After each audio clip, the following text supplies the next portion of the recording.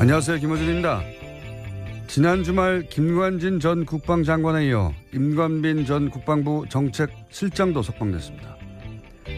김관진 전 장관이 구속적부심 청구한 이후 조중동을 필두로 한 보수 매체에서 김관진은 북한이 가장 무서워하는 참 군인이라는 바보 같은 논리를 서로 복사해가며 반복했었죠.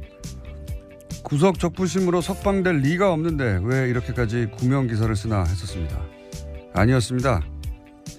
그들은 그들의 파트를 열심히 수행하고 있었던 거죠. 몇몇 매체는 이 석방을 법원과 검찰의 갈등이라는 프레임으로 보도합니다. 아니죠. 제발 그렇게 봐주기를 원하는 거겠죠. 군이 군의 기밀 조직을 통해 대선에 개입한 사건이자 전직 대통령과 직접 연결되는 사건의 핵심 책임자들을 그냥 풀어준 겁니다. 이 사건은 검찰과 법원의 법리가 부딪힌 게 아니라 법을 통해 세우려는 새로운 질서와 그 새로운 작동을 막아선 과거 세력의 힘이 부딪힌 거죠. 역사는 이런 힘을 반동이라고 합니다. 반동의 성공은 구체제의 부활이죠. 김원준 생각이었습니다.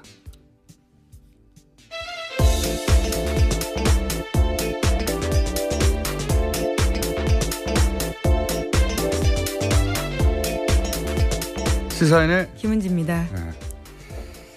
아주 주말 사이에 재밌는 뉴스가 많이 나왔습니다. 네, 뉴스가 정말 많았습니다.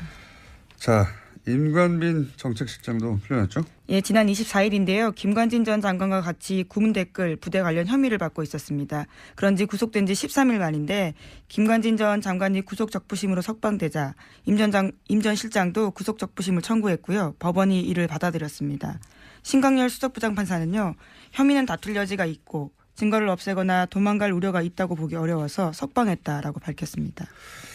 이게 말이 안 되는지는 저희가 잠시 후 일부에서 이정열 전 부장판사 오늘은 직접 수준에 나옵니다. 네, 나와서 자세히 다루기로 하고 되돌아보니까 딱딱 맞아 떨어져요. 그러니까 구속적부심 청구부터 이상한 거죠 이게. 예.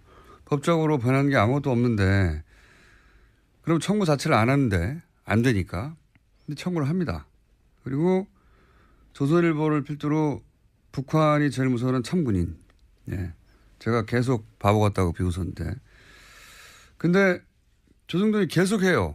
원래 조중동은 안 될 일은 붙들고 있지를 않아요. 왜냐하면 그러다가 진짜 안 되면 조중동 영향이 없다는 걸 인정하는 거 아니에요.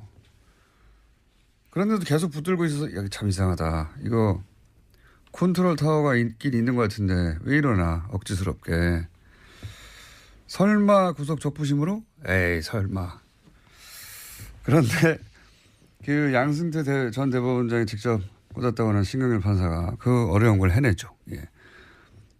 그러면서 또 기사가 나옵니다. 김관진은 청구할 생각이 없었는데 변호사가 하자고 해서 참군이니까 직접 하자고 할 수는 없잖아요.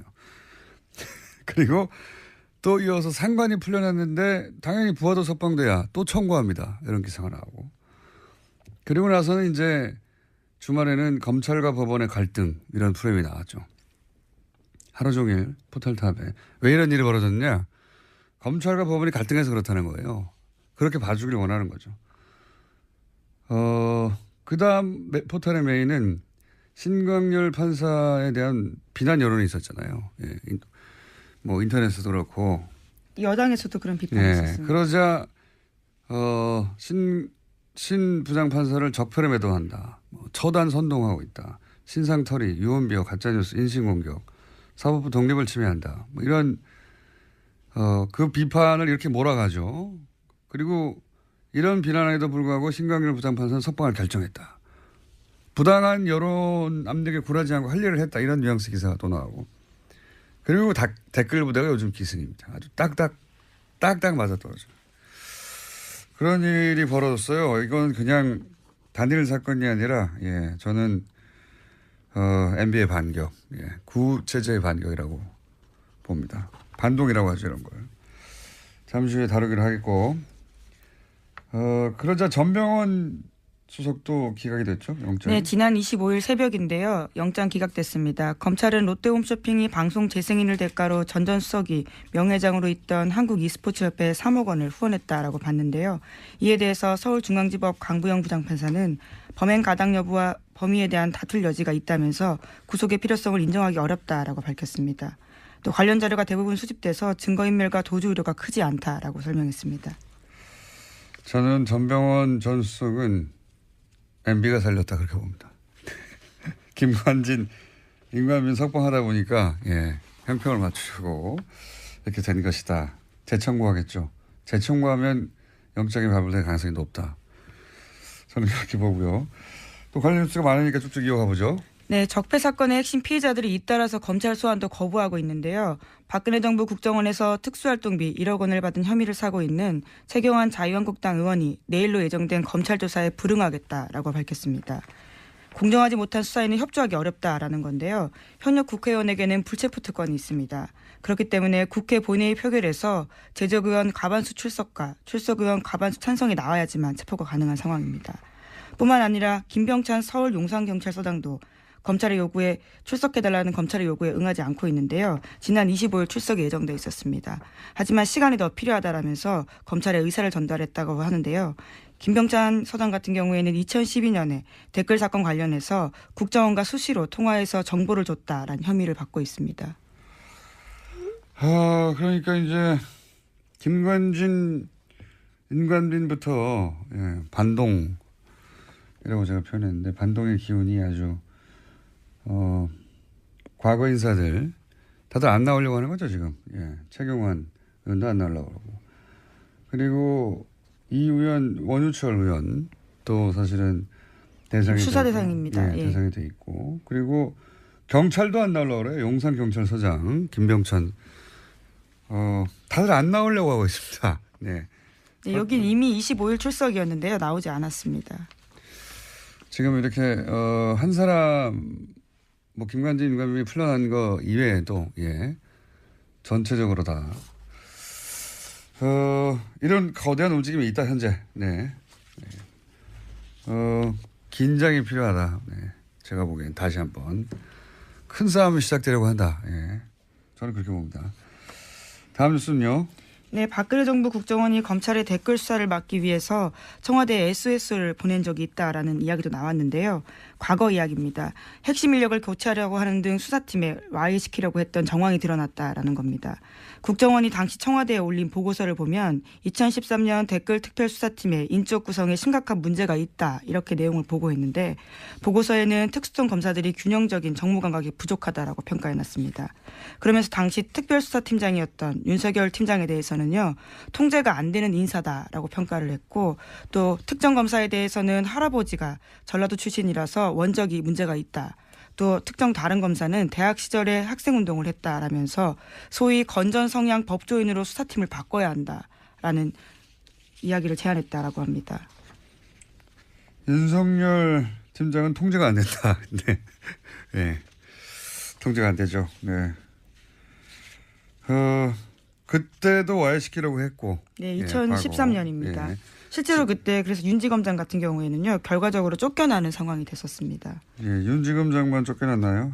네, 최동욱 총장도요. 검찰총장 자체를 날려버렸는데요. 자, 그리고 지금도 사실은 그런 일이 벌어지고 있는 셈입니다. 본격적으로 전체 흐름이 그렇다는 거. 자, 다음 수는요. 네, 국정원 업무에 불법 관여한 의혹을 받고 있는 우병우 전 수석에 대해서 검찰이 지난 24일 또다시 압수수색을 벌였습니다. 이번에는 재판을 받고 돌아가는 우 전 수석에게 영장을 제시하고 기습적으로 휴대전화, 차량을 압수수색한 건데요.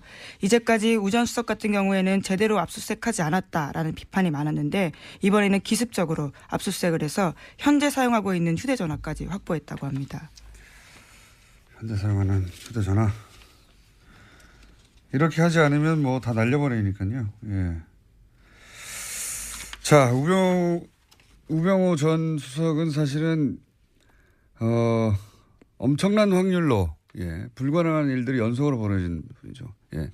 통신영장이라고 원래 이제 수사 대상이 되면 일단 기본적으로 누구와 통화했는지부터 알아보잖아요. 예. 이거는 안 내줄 확률이 1%도 안 되는 건데 연속으로 안 내줬어요. 예. 네, 그래서 이례적이다라는 보도도 꽤 있었습니다. 그냥 이례적인 게 아니에요. 이건 일어나지 않을 일이 일어난 거예요. 우병우 전 수석과 관련해서는 아무것도 수사하지 못하게 하는, 예. 이제 하도 그러다 보니까 갑자기 들이닥쳐가지고 갖고 있는 휴대전화를 차에서 내리는데 뺏은 거죠. 압수수색한 건데 여기서 뭐가 나올지 모르겠습니다. 이제 우병우 전 수석에 대해서는 검찰도 어떻게든 해보려고 하는데 여태까지 실패해 왔어요. 자, 그래서 이런 아무도 모르게 이런 영장 발부해서 아무도 모를 수는 없겠죠. 여하간 갑자기 기습적으로 닥쳤다라는 건데요. 이런 경우는 잘 없는데. 네, 이와 관련해서는 오늘 아침 한겨레 신문 보도가 있는데 이 과정에서 현직 검찰 간부가 우병우 전 수석과 추명호 전 국정원 국장의 연결고리 노릇을 했다라는 보도도 있습니다. 그러니까 내부에 일종의 프락치라고 표현하나요? 뭐 이런 사람들이 있다 보니까 검찰이 굉장히 기습적으로 압수수색했다라고 보는 건데요. 대검찰청에서는 해당 간부에 대한 감찰을 착수했습니다. 알겠습니다. 다음 뉴스는요. 뉴스가 많아요. 네, 국가정보원 댓글 수사를 방해한 의혹 등으로 참고인 검찰 수사를 받다가 숨진 변호사가 있습니다. 국정원 직원이었는데요. 정치호 변호사입니다. 이 변호사의 유족이 사망 경위에 대해서 진상규명을 요구하고 있습니다. 유족과 변호인단이 지난 24일에 기자회견을 열었는데요. 사망 경위에 관한 의혹을 제기하고 철저한 수사를 촉구했습니다. 이게 저희도 한번 다룰 생각인데 뭐 처음에 자살 기도했다고 하는 그 장소부터가 알고 보니 자살을 할 수 없는 장소였다. 그러니까 물도 얕고 그리고 워낙 차량 이동이 많고 뛰어내리면 누구나 볼 수 있고 누구나 볼 수 있다는 건 금방 구출된다는 얘기죠. 근데 수심도 얕아서 1.5m밖에 안 되고 그러니까 뭐 자살을 정말로 하려고 했던 게 아니라 본인이 어떤 상황에 처해 있는지 알리려고 했던 거죠. 예. 그런 상황이었고 특히 제가 의심되는 대목은 휴대전화 평소 3대 사용했는데 2대가 사라졌더라. 사라진 것만 해도 이상한데 유족이 알고 있는 사라진 전화번호 1대 전화했더니 누가 받았다는 거 아닙니까? 네, 처음엔 받았는데 이후에는 전원이 계속 꺼져 있었다라고 합니다. 받고 네. 이거 정 변호사 핸드폰 아니다라고 끊어버렸다는 거 아니에요. 말이 안 되는 거죠. 그러니까 사망한 이후 누군가 가져갔다는 얘기니까 누군가 가져간 사람과 사망과 연관관계 따져봐야 되고 그 외에 몇 가지 더 있습니다. 이 유가족은 이것이 단순 자살이 아니다. 타살 의혹이 있다. 이런 정황 여러 가지를 지금 주장하고 있고요. 네, 유가족들이 굉장히 저도 만나봤는데요. 아주 적극적입니다. 그래서 모든 이 루트를 따라다니면서 증거를 수집하고 있어서요. 만만치 않은 사건입니다. 알겠습니다. 자, 다음 뉴스는요. 네, 더불어민주당 진선미 의원이 지난 24일에 이명박 전 대통령의 비자금 단서를 확인했다면서 검찰에 재수사를 촉구했는데요. 국회 본회의 자유발언에서 한 이야기입니다. 2012년 내곡동 특검 수사 종료 사흘 앞두고 발견됐던 이명박 전 대통령의 아들 이시영 씨의 명의의 삼성동 힐스테이트 전세 자금에 대해서 이야기를 했습니다. 자, 이 사건도 자세히 따져봐야 되는 사건이죠. 이게 이제 당시에 내곡동 특검할 때 내곡동 땅을 살 때 현금 6억 원을 가져와서 샀다. 근데 이시영 씨는 당시 무직이고 재산도 3,600만 원밖에 없었는데 6억을 어디서 났냐. 아버지가 준 거 아니냐. 그럼 아버지 통장에도 변동이 없으니까 비자금이다. 이런 얘기고. 그리고 그때 그뿐만 아니라 삼성동에 거주하고 있던 힐스테이트 전세 자금도 6억 4천 원이었는데 이것도 역시 본인이 낸 게 아니다. 근데 이 돈은 청와대에서 준 거다 하는 정황이 나왔죠. 청와대의 총무기획관, 거기가 이제 김백준 씨, 소위 이제 평생 이명박 전 대통령의 집사 역할을 했던 여기서 나온 건데 여기서 이제 국권이 나오죠. 2006년 이후 발행이 중지되어 있다라고 있는 하는데요. 국권. 그러니까 아주 오랫동안 묵힌 돈이다라는 거죠. 오랫동안 있던 비자금이 나왔다. 네. 요 사안도 이미 특검이 조사해서 자료가 있으니 빨리 수사해라. 예, 그 비자금 어디서 났냐. 이런 이야기고요. 자, 또 하나가 이제 정유라 씨. 소위 이제 제가 이게 새로운 뭔가 기운이 있다 이거. 정말 진짜 전쟁이 새로 시작된 거 아니냐 이런 얘기를 했는데 정유라 씨 집에 40대 이모 씨가 침입을 했어요. 네, 강도가 침입했는데요. 지난 25일에 발생한 일입니다. 현장에서 붙잡힌 강도 같은 경우에는요. 처음에 정유라 씨와 금전거래가 있다라고 했다가 말을 바꿨습니다. 카드빚 2,400만 원 때문에 범행을 저질렀다라고 하는데요. 경찰은 강도 행각의 무게를 두고 이 씨에 대해서 강도 상해 혐의로 구속영장을 신청했습니다. 저는 이 사건을 굉장히 이상하다고 봅니다. 단순 강도라고 보기엔. 더군다나 계속 얘기하지만 기운이 이상하잖아요, 요즘. 예. 그래서 요 사안 취재 중인 이게 좀 이상하군요. 주진우 기자 저희가 미디어 잠깐 연결해 보겠습니다. 주진우 기자. 안녕하십니까. 네. 방금 전까지 전화기가 꺼져 있어가지고 저희 제작진이 난리가 났었어요. 네, 인지 일어났습니다. 자, 이모 씨가 조사 초기에는 경찰에 정유라 씨하고 돈 문제가 있다고 했다가 나중에는 그게 아니고 카드빚 2,400 갚기 위해서 강도했다 이렇게 번복했는데 이게 단순 강도로 보기에는 이상한 점부터 일단 짚어보면 어떤 게 있습니까? 범행이 발생하자마자 이상하지 않습니까? 그런데 네. 경찰과 그리고 언론에서 일제히 우발적인 범행이라고 발표를 했고요. 그다음에 정유라 씨하고 같이 지내던 이 씨가 크게 다쳤어요. 근데 경미한 부상이라고 계속 보도가 나오는 게 좀 이상했습니다. 그리고 장소와 시간이 강도 범행을 하기에는 최악입니다. 정유라 씨가 살고 있는 그 압구정동 미띠 빌딩의 1층에는 인기 있는 베트남 음식점이 있는데요. 주말 오후 3시는 피크타임이에요. 그래서 1층에 손님이 많고요. 줄을 서거나 그리고 발레 파킹하는 아저씨들이 여럿 있습니다. 그리고 그래서 누군가 고함만 질러도 그냥 바로 검거될 수 있는 그런 환경인데 일주일 이상 그 강도 범행을 도모한 사람이 찾기에는 너무 그 멍청한 선택이었습니다. 일단 기본적으로 오후 3시 사람이 드글드글하는 곳에 대낮에 강도를 하러 간다는 게 이상하고 그리고 이게 이제 강도라는 건 침입이 목적이 아니라 돈을 뺏어서 도주가 목적이에요. 도주객이 그렇죠. 예, 도주객이 수립이 돼야 되는데 침입할 때부터 이미 수희 아저씨하고 마주쳤다는 것은 얼굴이 다 노출되는 거잖아요, 그죠? 네, 이게 도주하기에는 굉장히 어려운 그 빌딩이에요. 정유라 씨 집은 지하 1층하고 1층에서 출입구에 그 카드를 띠 이렇게 대고 올라가야 되는데요. 지하 1층에서 1층에 저기 경비 아저씨가 있어요. 아까 말했듯이 1층에는 발레 아저씨들이 덩치 큰 아저씨들이 많습니다, 거기에.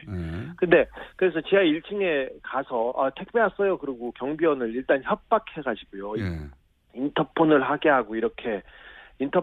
하고 이 경비 아저씨를 묶고 이렇게 올라가는데 여기까지는 치밀합니다. 그 가짜 총과 칼까지도 그 준비한 걸 보면 여기까지는 총도 준비했어요? 아니 칼을 준비했다? 칼과 가짜 총도 있었어요. 가짜 총도 있었어요? 네네. 근데 그렇게 묶어놓고 거기 준비까지는 치밀했는데 그리고 지하로 올라간다는 것까지 알았어요. 이건 쉽지 않은데 그걸 보고 올라갔는데 도주 생각은 아예 없었다고 봅니다. 그 건물 내부에 CCTV도 있었을 거 아닙니까? CCTV 이 집 많습니다. 많습니다. 그래서 근데 그 이미 올라가면서 자기가 노출될 것을 알고 있었다고도 봐도 무방합니다. 그러니까요. 원래 이제 도망가는 계획을 못 세우면 아예 들어가지도 않는 건데 자 그렇게 실제로 집에 들어가서 좀 경찰 발표는 금품을 요구했다고 하는데 실제 금품을 요구했답니까 들어가서? 아니요, 돈을 요구하지도 않았고요. 그 돈을 숨겨놨을 최순실 씨나 정유라 씨 큰 부자이기 때문에 어디에 숨겨놨겠지, 쏴놨겠지 했는데 금품을 찾기 위해서 집을 뒤진 흔적도 없습니다. 뒤지지도 않았습니다, 아예. 그럼 들어가서 실제로 어떤 행동을 했습니까? 이 부분 주목되고 있지 않은데 누가 보내서 왔다고 얘기했어요, 분명히. 누가 보내서 왔다. 그리고 정유라 나와라. 할 얘기가 있다. 할 얘기가 있어서 나와라. 이런 소리를 계속 질렀다고 합니다. 그래서 아직 어떤 얘기를 했는지는 지금 취재 중입니다. 누가 보내서 왔다. 그리고 할 얘기가 있어서 왔다. 네. 그 외에 또 어떤 행동을 했습니까? 정유라 씨는 이 빌딩에 그 6층, 7층에 복층이 있는 집에 살고 있는데 6층에는 고땡땡 유모가 살고 있고요. 유모가 고모. 있고, 네. 7층에는 정유라 씨가 지내고 있어요. 원래 6층에 정유라 씨가 살았어요. 예. 그리고 7층에는 정윤회 씨와 최순실 씨 방이 있었어요. 예. 각방이었습니다, 사실. 별걸 다 알아, 각방. 예. 저 이제 네, 거기에 어떤 사진이 걸려 있고 예. 이상한 도령 사진이 걸려 있고 그렇습니다. 그 40대 계안이 6층에 올라가서 예. 모모의 신분증을 뺐었어요. 신분증이요? 네, 신분증을 보면서 어딘가에 전화도 했습니다. 이 어디 신분증을 보잖아. 네, 이거 수사 중이니까 곧 파악이 될 겁니다. 뭐 집에 그 돈이 없으면 뭐 돈과 비슷한 카드를 뺏는다든가 분명히 뭘 다른 걸 해야 되는데 인출 시도를 신분증을 하자든가. 보고 신분증을 보고 전화를 했다는 것은 좀 이상하죠. 굉장히 이상하네요. 이건. 네. 돈을 목적으로 한 침이 아닌 건 거의 분명한 것 같은데. 그리고 네. 아까 이제 마필 관리사 같이 네. 거주하고 있던 마필 관리사 이모 씨가 이제 다투다가 예. 칼에 찔렸다. 그런데 뭐 네. 경미한 부상 정도 생명 지장이 없다. 이런 식의 보도가 있는데 사실 아닙니까? 그것도 사실 아닙니다. 그 6층에서 좀 소란이 있고 그러니까 7층에서 이제 이모 씨가 나왔어요. 예. 근데 마필 관리사 이 씨한테는 너하고는 감정이 없다. 찌르고 난 다음에도 너한테는 미안하게 생각한다. 이런 식으로 얘기를 했어요. 그리고는 너한테 볼 일 없으니까 저기 정유라 나와라. 정유라 나와라. 이렇게 계속 얘기하고 그리고 다른 거를 찾았습니다. 볼 일이 없다. 네. 다른 볼 일이 있다는 이야기네요. 네네. 돈도 아니었고 다른 볼 일이 네. 있다. 마필 관리사 생명에 지장이 없다는 보도는요. 이것도 좀 수상한데요.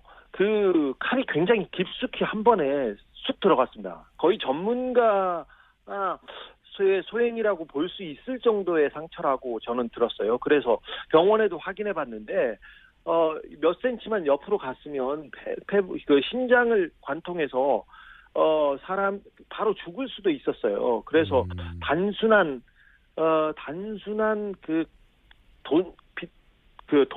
빚 때문에 벌인 범행이 분명히 아니라는 것은 분명합니다. 피가 너무 많이 나서요. 네. 그 생명에 지장을 줄 뻔했습니다. 범인이 전과가 없는 초범이었는데요. 칼을 매우 잘 쓴다는 특징이 있습니다. 그렇군요. 그럼 신고는 네, 누가 한 겁니까? 신고한 사람도 안 나왔는데. 예. 네, 사실 초범이 이렇게 칼 쓰다가 이거 쉽지 않거든요. 손 다치고 힘든데 이거 말끔하겠습니다. 신고는요.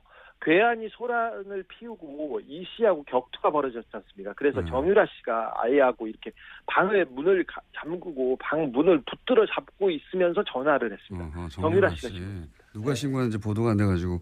그러면 정유라 씨 정도면 굉장히 중요한 증인인데 경찰이 건물을 감시하고 신변보호하고 있지 않았나요? 사실 경찰 한 명이 보호하고 있었습니다. 근데 이모 씨가 이 부분도 따돌리고 들어갔습니다. 심상치 않네요. 그러면 마지막 질문인데 이게 돈도 목적이 아니고 무슨 할 말이 있어 왔다. 신분증을 뺏어서 어디론가 전화했다. 종합적으로 볼 때 따로 볼 일이 있었다고 했던 그 볼 일은 뭐라고 지금 아직 취재 중이긴 하겠지만 네, 뭐라고 이거 봅니까? 파악 중인데 사실 박근혜 최순실 씨 주변에서는 이런 일이 많이 있습니다. 누가 죽거나 다치거나 그리고 뭐 정유라 씨, 장시호 씨가 뭐 누구 사람을 만난다던가 남자를 만나면 조폭을 보내는 경우도 특별한 일은 아니니까요. 근데 이 사건에서는 의심해볼 정황이 너무 많습니다. 특별히 정유라는 박근혜, 최순실, 이재용에게 가장 중요한 증인입니다. 특별히 박근혜와 이재용 씨의 뇌물 사건이에요. 뇌물의 실질적인 증거 있지 않습니까, 이분이. 그래서 지난 재판에서 이들에게 불리한 증인을 해가지고 이재용 부회장한테 유죄를 받는 결정적인 증거가 되기도 했으니까요. 사실 정유라 씨가 겁을 먹거나 아니면 다른 증인이 그 겁을 먹고 입을 다물라고 메시지를 보내기에는 이보다 더 좋은 상황이 없습니다. 특별히 적폐 수사 자체를 흔들어볼 목적으로 지금 뭐 세력이 규합되고 이상한 징후들이 많이 보이는데 이걸 목적으로 누구를 그 사람을 보냈을 가능성을 열어놓고 이 범행의 동기와 배후를 파헤쳐야 된다고 봅니다. 분명히 우발적인 범행은 아니었습니다. 알겠습니다. 오늘 여기까지 하겠습니다. 감사합니다. 네. 네, 시사인 주준희 기자였습니다. 저는 특히 이 집 보모 신분증을 뺏었다는 게 이게 이상하네요. 왜냐면은 신분증 봐서 뭐예요? 아무 상관이 없잖아요. 근데 그걸 강도라고 생각하면 이상한데 그게 아니라 거기에 있는 모든 사람의 심리적 압박, 거기 같이 있던 마필 관리사 유일한 남자였거든요. 그 사람은 칼로 찌르고 그리고 보모는 신분증을 누구한테 신분을 불러준다고 주민등록번호 불러준다고 생각해봐요. 보모 입장에서 굉장히 심리적 압박이거든요. 누군가 내가 여기 근무하는 걸 알고 있다. 그런 목적이 아니었을까. 그렇지 않고서는 대낮에 들어가서 신분증을 뺏어가지고 전화하고 내가 누가 보냈다 할 얘기가 있다. 이럴 리가 없죠. 그 도주의 계획이 없잖아요. 이건 기본적으로 침해 계획만 있어요. 굉장히 이상한 사건이다. 네, 저는 그렇게 봅니다.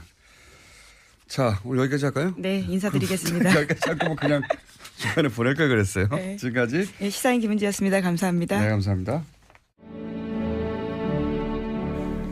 지내는 국민 여러분, 안녕하십니까? 여러분의 귀염둥이 MB 인사 올리겠습니다. 국민 여러분, 우리나라는 지금 여러모로 위기를 맞고 있습니다. 안보는 위태롭고 경제는 어렵고 정치는 혼란하고 심지어는 법까지도 고무줄매로 왔다 갔다 하고 있습니다. 저는 전직 대통령으로서 지금 이 상황이 참 심히 걱정되는 상황입니다. 그런 확신을 마저는 가지고 있는 겁니다. 그까지만 우리가 누굽니까? 어려울수록 강해지는 민족 아닙니까? 이럴 때일수록 아래위가 똘똘 뭉쳤어. 아래위가 손발을 맞췄어. 마음도 맞추고 말도 맞췄어. 이 위기를 극복해 나가야 된다. 그런 확신을 마저는 가지고 있는 것입니다. 화이팅! 화이팅입니다. 예. 여기까지야. 끝난 거야. 가자. 우리 또 맞춰봐야지. 맞추고 많아. 입도 쪽쪽 맞아야 되고. 간지나! 그래 간지나 그래. 아이고 너 나한테 너 나온 거. 야 그래 간지나.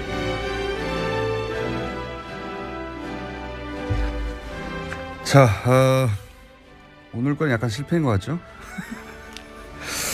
김관진 전 장관, 임관빈 전 실장 모두 석방이 됐습니다. 이 사건 저희가 뉴스공장 전속 영장 해설 판사, 법무법인 동안의 변호사 아니고 사무장. 그리고 영장 전담 판사를 실제로 해본 경력을 가진 이정열 전 부장판사. 오늘은 스튜디오에 직접 나오셨습니다. 안녕하십니까? 네, 안녕하십니까? 아니 어떻게 스튜디오에 직접 나오겠다고 하셨어요? 이게 저 처음에 공장장님도 서두에서 말씀하셨지만은 좀 이상합니다. 지금 상황이 되게 매우 이상한 사람입니다. 매우 좀 엄중한 상황이 아닌가 싶어서 뭐 제가 그렇게 뭐 영향력이 있거나 뭐 그런 사람은 아니지만 그래도 좀 알고 있는 건 좀 청취자님들께 전달을 해드려야 될 의무가 있지 않나 싶어서 청을 넣었는데 또 여기 사실 출연하고 싶어 하시는 분들 되게 많으시잖아요. 되게 많습니다, 사실. 근데 그렇게 받아주셔가지고 너무 감사합니다. 쪽쪽 뽑으려고 그러는 거죠? 예, 뭐 준비되어 있습니다. 예. 지난주에 저희가 잠깐 인터뷰를 했어요. 예. 잠깐 인터뷰할 때 이런 방식의 석방은 정말 드문 일이고, 네. 구속 적부심으로 이제 석방이 된다 하더라도 보통은 이제 영장이 발부됐는데 그 이후에 합의가 됐다더라. 네. 혹은 뭐 새로운 뭐 유리한 이제 구속된 사람에게 유리한 증거가 나왔다더라. 네. 그럴 경우에나 되는 건데 지금 네. 아무 일도 없는데 갑자기 석방이 연속으로 돼버렸어요. 그래서 이게 하나도 이상한데 연속으로 된 거 이게 진짜 법리적으로 설명을 시도할 수는 있으나 이 정도 되면 법리 이상의 것이 있다. 그러면서 이제 형사수석 그 부장 그 자리는 대법원장이 꼭 찍어서 발령한 자리인데 대법원장이 꼭 찍어서 발령한 그 사람이 이 석방을 어려운 석방, 불가능하다고 생각한 법조인들은 석방을 해냈기 때문에 그런 관점에서 이걸 좀 바라봐야 된다. 네네. 거기까지 하셨죠. 예, 그렇습니다. 예. 그러면 이제 그 금요일 날 하고 또 달라진 점은 김관진 전 장관뿐만 아니라 임관진 전 실장까지도 임관빈. 네. 임관빈 전 실장까지도 풀려났어요. 예. 더더욱 이상한 거죠. 어마어마하게 이상한 거죠. 그렇죠. 네. 네. 이거 조금 전에 이제 공장장님 말씀하셨던 대로 구속적부심이 사정 변경이라고 하는데 유리한 뭐 유리하게 이제 변경이 된. 그 법조계에서는 사정 변경이라고 합니까? 사정이 변경되었다는 거죠. 아무것도 아닌데 전문 용어처럼 쓰는군요. 예. 그렇죠. 사정이 변경된 거죠. 예. 예. 그러니까 사정 변경이 없는데 석방 결정을 하는, 그러니까 종전의 영장 판사의 구속영장 발부 결정을 뒤집는 경우가 그렇게 흔하지가 않다는 말씀을 드렸는데, 더 이제 임관빈 전 실장 같은 경우에는 더 한 게 두 사람 사이 석방 결정에 차이점이 하나 있지 않습니까? 돈 내고 나가라는 거죠. 그렇죠. 1,000만 원 보증금 내고. 예. 그래서 이게 사실 이런 제도가 제도 취지는 참 좋아요. 그래서 원래 그 구속을 하는 게 도주 우려가 있거나 증거인멸의 우려가 있을 경우에 하지 않습니까? 그런데 증거인멸의 우려가 없다면 그러면 도주 우려가 설령 있다고 하더라도 돈을 내게 해서 나중에 이제 도망가면 그 돈이 몰수가 되니까. 돈 날릴 걱정 그렇죠. 때문에 못 도망가게 하네. 그러니까요. 근데 1,000만 원 때문에 도망 안 가나요? 좀 액수도 적긴 한데 뭐 그건 지금 별 문제고. 뭐 한 10억 정도 걸었으면 모르겠어요. 그러니까요. 예. 뭐 하여튼. 근데 왜 이렇게 뭐랄까요? 구차해 보이는 1,000만 원 때문에 도망 안 갈 리도 없는데 무슨 1,000만 원 걸고 풀어줬지? 이거 왜 그런 겁니까? 그러니까 일단 제 생각에는 이건 추측인데 당초에 김관진 전 장관에 대한 석방까지는 염두에 뒀던 것 같아요. 예. 그런데 그 다음에 이제 임관빈 전 실장이 또 청구를 하니까 그냥 그림상으로는 사실 상급자가 나갔는데 하급자를 구금해 둔다는 게 이상하잖아요. 지시를 그러니까, 한 사람도 나갔는데. 그렇죠. 그러니까 형평상 풀긴 풀어야 되겠는데 그런데 이제 김관진 전 실장하고 김관진 전 장관하고 임관빈 실장 차이가 뭐냐면 혐의가 정치관여 부분은 서로 지금 뭐 공통이 돼 있는데 임관빈 전 실장 같은 경우는 뇌물 부분이 있어요. 뇌물 부분. 예. 그러니까 사실 이건 풀기가 어려워요. 더 어렵다. 더 어려워요. 그 다음에 뭐 다른 시간에 기회가 되면 혹시 말씀드릴 수 있을지 모르겠지만 김관진 전 실장 같은 경우에는 법리적으로 무죄다라는 주장을 변호인이 했거든요. 예. 근데 그 주장이 이제 뭐 틀린 주장이긴 하지만 무슨 얘기를 했냐면은 국무위원이기 때문에 무죄다 이런 주장을 했어요. 국무위원이니까 정치 관여할 수 있다. 그렇죠. 한마디로 말하면. 네. 그런데 임관빈 전 실장 국무위원도 아니거든요. 그러니까 석방의 논리 자체가 아예 없다. 그렇죠. 예. 그래서 거기 결정을 보면 뭐라고 돼 있냐면 일부 혐의에 대한 다툼의 여지가 있다 이렇게 나오거든요. 근데 일부 혐의가 뭔지를 모르겠어요. 정치 관여를 얘기하는 건지 아니면은 뇌물수수를 얘기하는 건지. 그러니까 워낙 풀어줄 명분이 없으니까 그럼 돈 내고 나가라. 그렇죠. 하는 제도를 활용했다. 예. 근데 사실 이게 조금 전에 말씀드렸던 대로 제도의 취지는 좋은데 이 유전무죄 무전유죄가 될 수 있거든요. 그렇죠.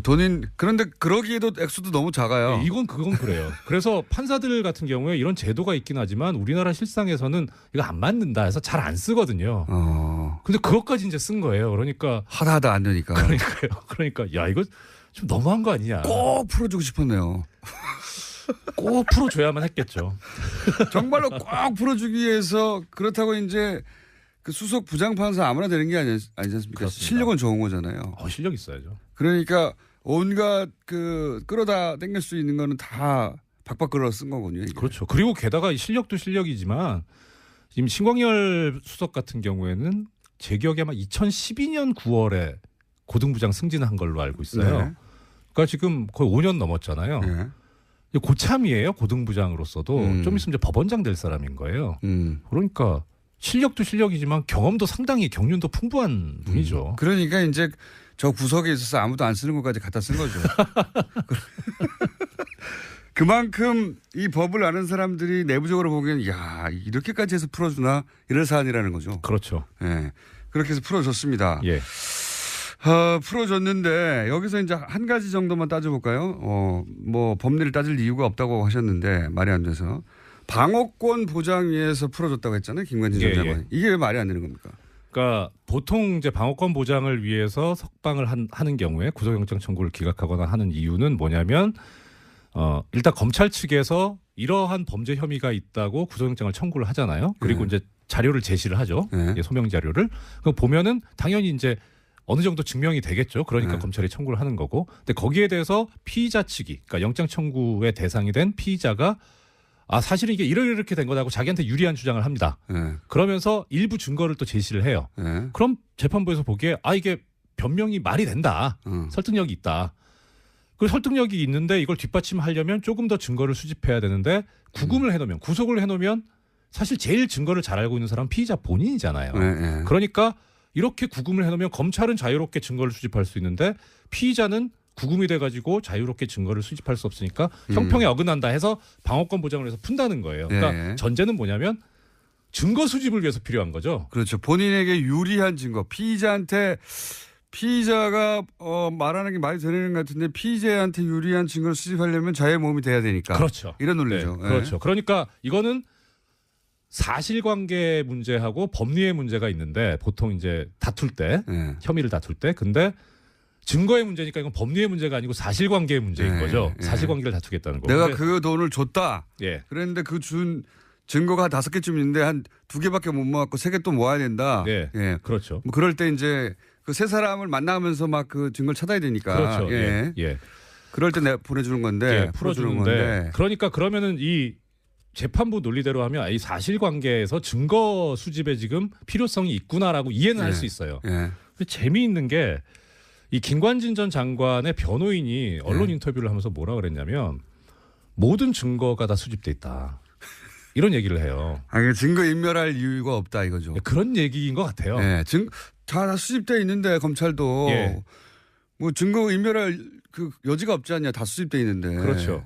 그래서 증거인멸 우려가 없다는 취지로 그렇게 얘기를 한 것 같은데 이때의 증거는 검찰 측 증거만 있는 건 아니죠. 모든 증거 다 수집돼 있으니까 그렇죠. 본인들 증거도 다 수집됐다는 얘기도 하죠. 그러니까 방어권 보장의 문제가 아니게 되는 거죠. 자승자박을 해버린 거예요. 자기들도 모든 증거가 다 모여있다고 했는데 뭘 나가서 또 증거를 모으냐. 그러니까 이것을 이렇게 변호인이 주장을 하는데도 방어권 보장 얘기가 나온 거라면 이거는 둘 중에 하나잖아요. 변호인이 주장하는 거를 눈을 감아버린 거예요. 네가 그렇게 설령 얘기는 하지만 그럴 리가 없어. 밖에 또 증거 또 있을 거야. 유리한 증거. 그렇거나 아니면은 이 방어권 보장이라고 한 부분이 잘못 쓴 거라는 거죠. 잘못 판단한 거라는 거죠. 잘못 판단이라기보다는 쓸 게 없어서 썼겠죠. 굳이 법리적으로 따지자면. 그런데 법리적으로 말이 안 된다는 이 말씀하셨고 근데 이제 법리가 무의미하다. 다른 의도가 있다. 이렇게 말씀하셨잖아요. 법리 말고 다른 의도가 있다라고 생각되는 정황들은 뭐 여러 가지 있으셨겠지만 판사로서 그런 생각을 하셨던 포인트가 있을 거 아닙니까?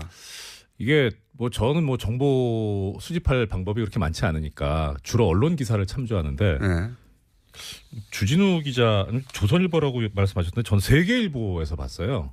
어떤 기사? 세계일보에서 그 얘기 하더라고요. 저기 아까 공장장님도 처음에 말씀하셨는데 원래 김관진 전 장관은 구속적부심 신청을 할 생각이 없었는데 참군인이라서 부하들의 책임을 다 지려고 그래서 참군인이라서 구속적부심 신청하면 이상하다라고 해서 안 하려고 했는데 변호인이 강하게 권유를 해가지고 그래서 어쩔 수 없이 했다. 그게 이제 원래는 비판 여론을 이제 왜 구속적부심 신청했냐.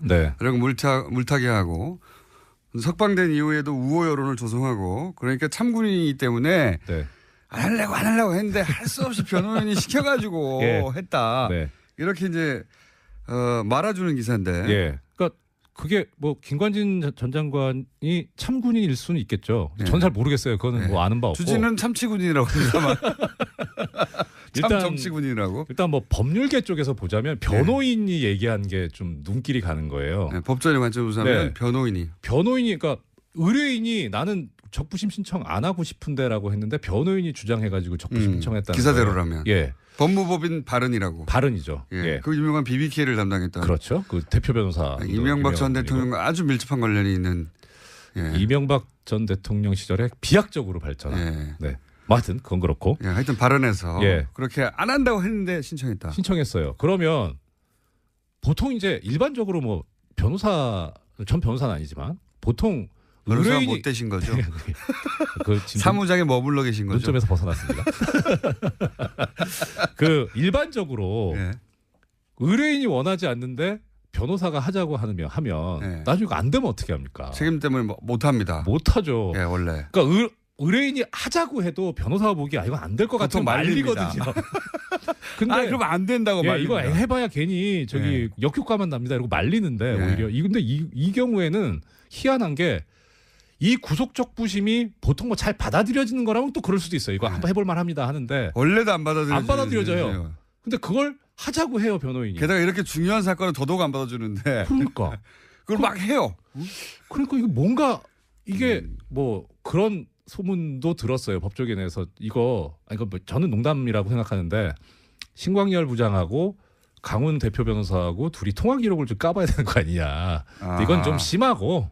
법무법인 발언하고 신광열 부장판사하고 서로 통화한 거 아니냐. 뭐 이건 저는 아니라고 봅니다. 그건 너무 심한 것 같고. 그렇게 그런 방식 유치하게 하지는 않았을 거라고 봐요. 저는. 근데 적어도 최소한 이거 청구하면 가능성이 있다라고 하는 어떤 뭔가 상당한 근거를 그렇죠. 가지고 있다는 뭔가 거죠. 시그널이 있었으니까 했겠죠. 그렇죠. 예. 그렇지 않으면은 뭐 법무법인 발언 측에서 그 책임을 감수하면서 뭐 하려고 하겠습니까? 변호사들은 대단히 보수적입니다. 이럴 때. 그렇죠.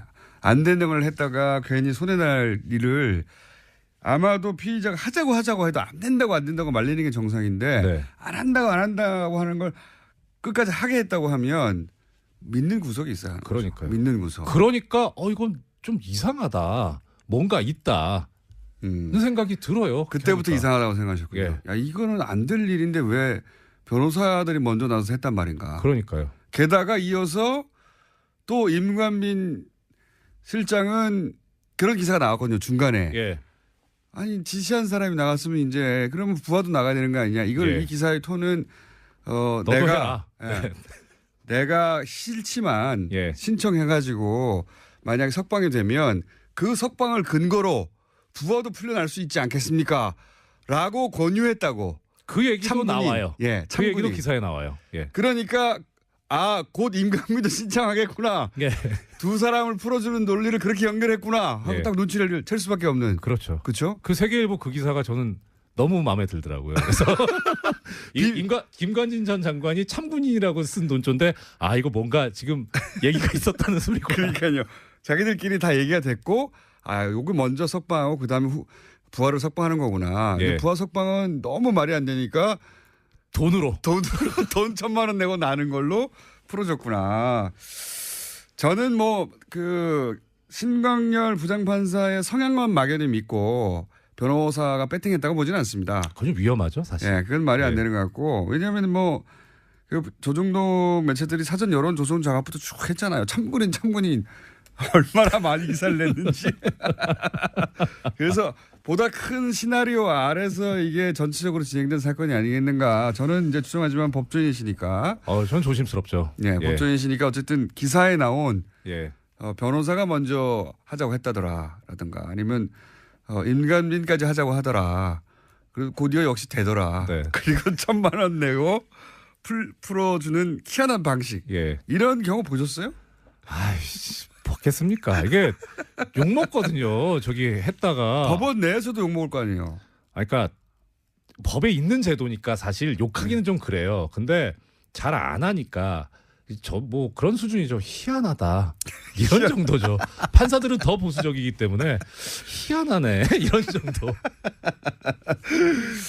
그러면 찍어서 신광열 부장판사를 양승태 대법원장 시절에 찍어서 임명한 소위 말해서 이제 오른팔 정도 되는 사람이다. 이런 찍어서 임명했다는 건 확실한 겁니까? 오른팔이라는 말씀 제가 드린 말씀은 아니고 주진우 기자의 표현이긴 합니다. 찍어서라는 건 그건 당연히 근거가 있죠. 그러니까 이게 이거 제가 찍어서 발령냈다라는 걸 가지고 30초 남았습니다. 그렇습니까? 그 최초 보도한 비난하는 얘기를 최초 보도한 문화일보 기사에도 그렇게 나와 있어요. 2006년 2월 2일자 기사인데 거기 보면 서울중앙지방법원 형사수석 부장판사로 신광열 부장이 간다라고 그렇게 나와 있어요. 근데 인사 발령문이 그렇게 돼 있어요. 발령문이 딱 그 사람 이름을 찍어서 두리뭉실에 나오는 게 아니라. 그러니까 신광열 부장만 한 게 아니라 다른 수석 부장들 다 그래요. 찍어서 부장판사는. 법무법인 동안 사무장 이정열 전 부장판사였습니다. 네, 고맙습니다.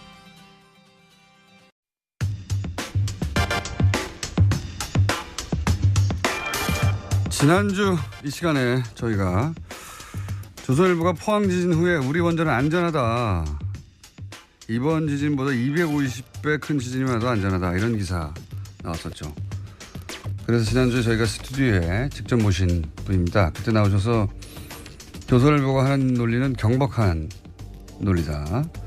반박하신 분인데 월성 2345 원전을 직접 설계에 참여하신 원자력 안전관 미래의 대표 이정현 대표님 나오셨습니다. 안녕하십니까? 안녕하세요. 반갑습니다. 대전에 계신데 지난주에는 미리 전날 일요일 날 오셔서 주무시고 오셨는데 오늘은 어떻게 오셨습니까? 걸어왔습니다. 걸어오셨다는 얘기는 예, 운송 차로 왔습니다. 차로 직접? 예. 새벽에? 예. 몇 시에 나오셨어요? 4시. 4시에 대전에서 직접 운전해서 예. 올라오신 분입니다. 예. 원자력 안전과 미래는 NGO고요. 예. 기부를 받아서 활동을 해야 되는데 홈페이지도 없고 아무것도 없어가지고 어떻게 움직이시나 몰라요. 블로그 하나 만드시기로 했는데 아직도 안 만드셨죠? 예, 만드는 중입니다. 자, 이렇게 이제 이 뭐랄까요? 지금 현재 원전을 움직이는 분들의 반대하는 분들은 먹고 살기 힘듭니다. 먹고 살기 힘든다. NGO 외에는 이런 일을 하는 분들이 없다. 이런 말씀 먼저 드리고 나서 그 얘기부터 한번 해볼게요. 2010년, 13년에 원전 비리가 크게 터진 적이 한 번 있지 않습니까? 엄청나게. 예. 그때 부품이 이제 기준에 못 미치는 부품을 공급했다. 근데 알고 봤더니 부품을 공급하는 곳과 부품을 검사하는 곳과 부품을 관리 감독하는 곳과 모두 다 한 통속으로 해먹었다. 이거 아니었습니까? 예, 모든 것이 다 한수원이 움직이는 발주처죠. 발주처의 계약 구조로 움직여지기 때문입니다. 그래서 결국 올라가 보면 돈이 결국은 다 발전 사업자 한 군데서 다 나오기 때문에 발전 사업자라는 건 한수원. 예. 그래서 그쪽에 패권주의로 나가면 대항할 자가 아무도 없는 거죠. 아무도 없습니까? 예.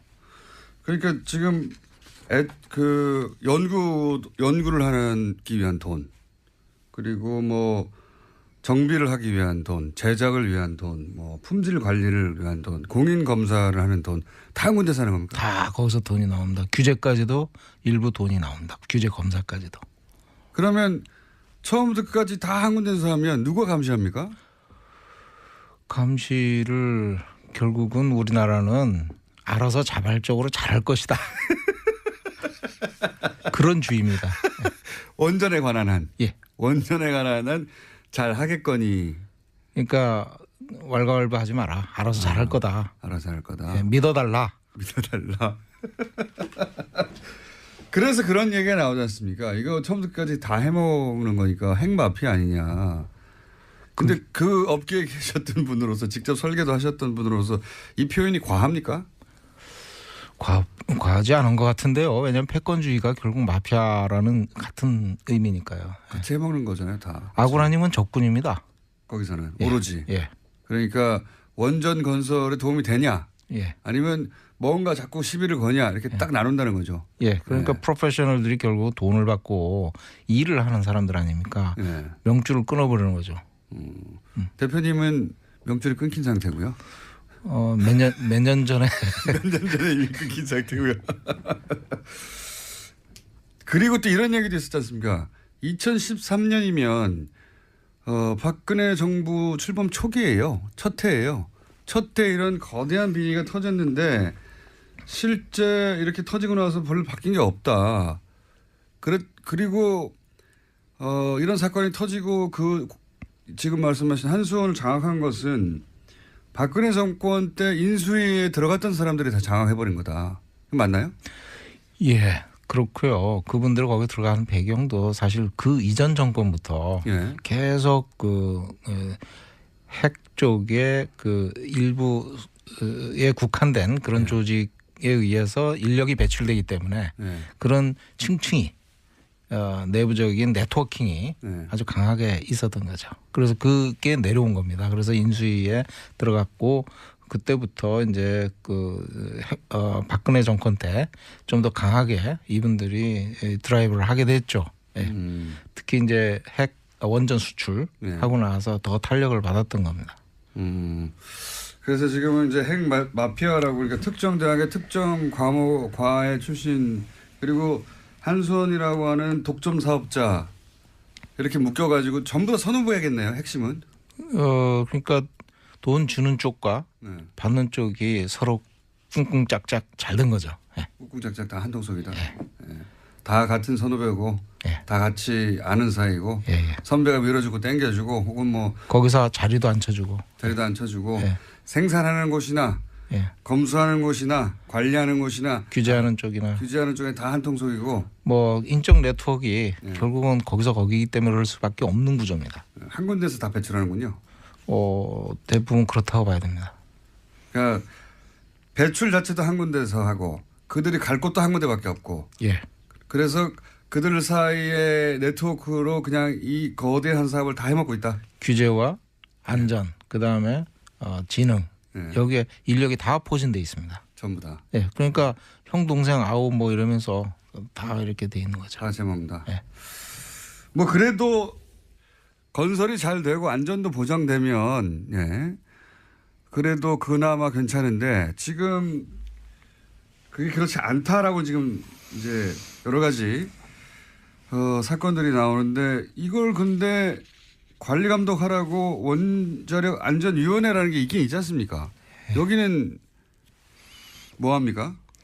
원자력 안전위원회가 우리나라 유일한 법적 규제기관입니다. 그렇지만은 지능 중심으로 우리나라 원자력 산업이 구성돼 있다 보니까 이쪽에 인력과 예산이 턱없이 부족합니다. 지능 중심이라는 건 원전을 계속 짓자.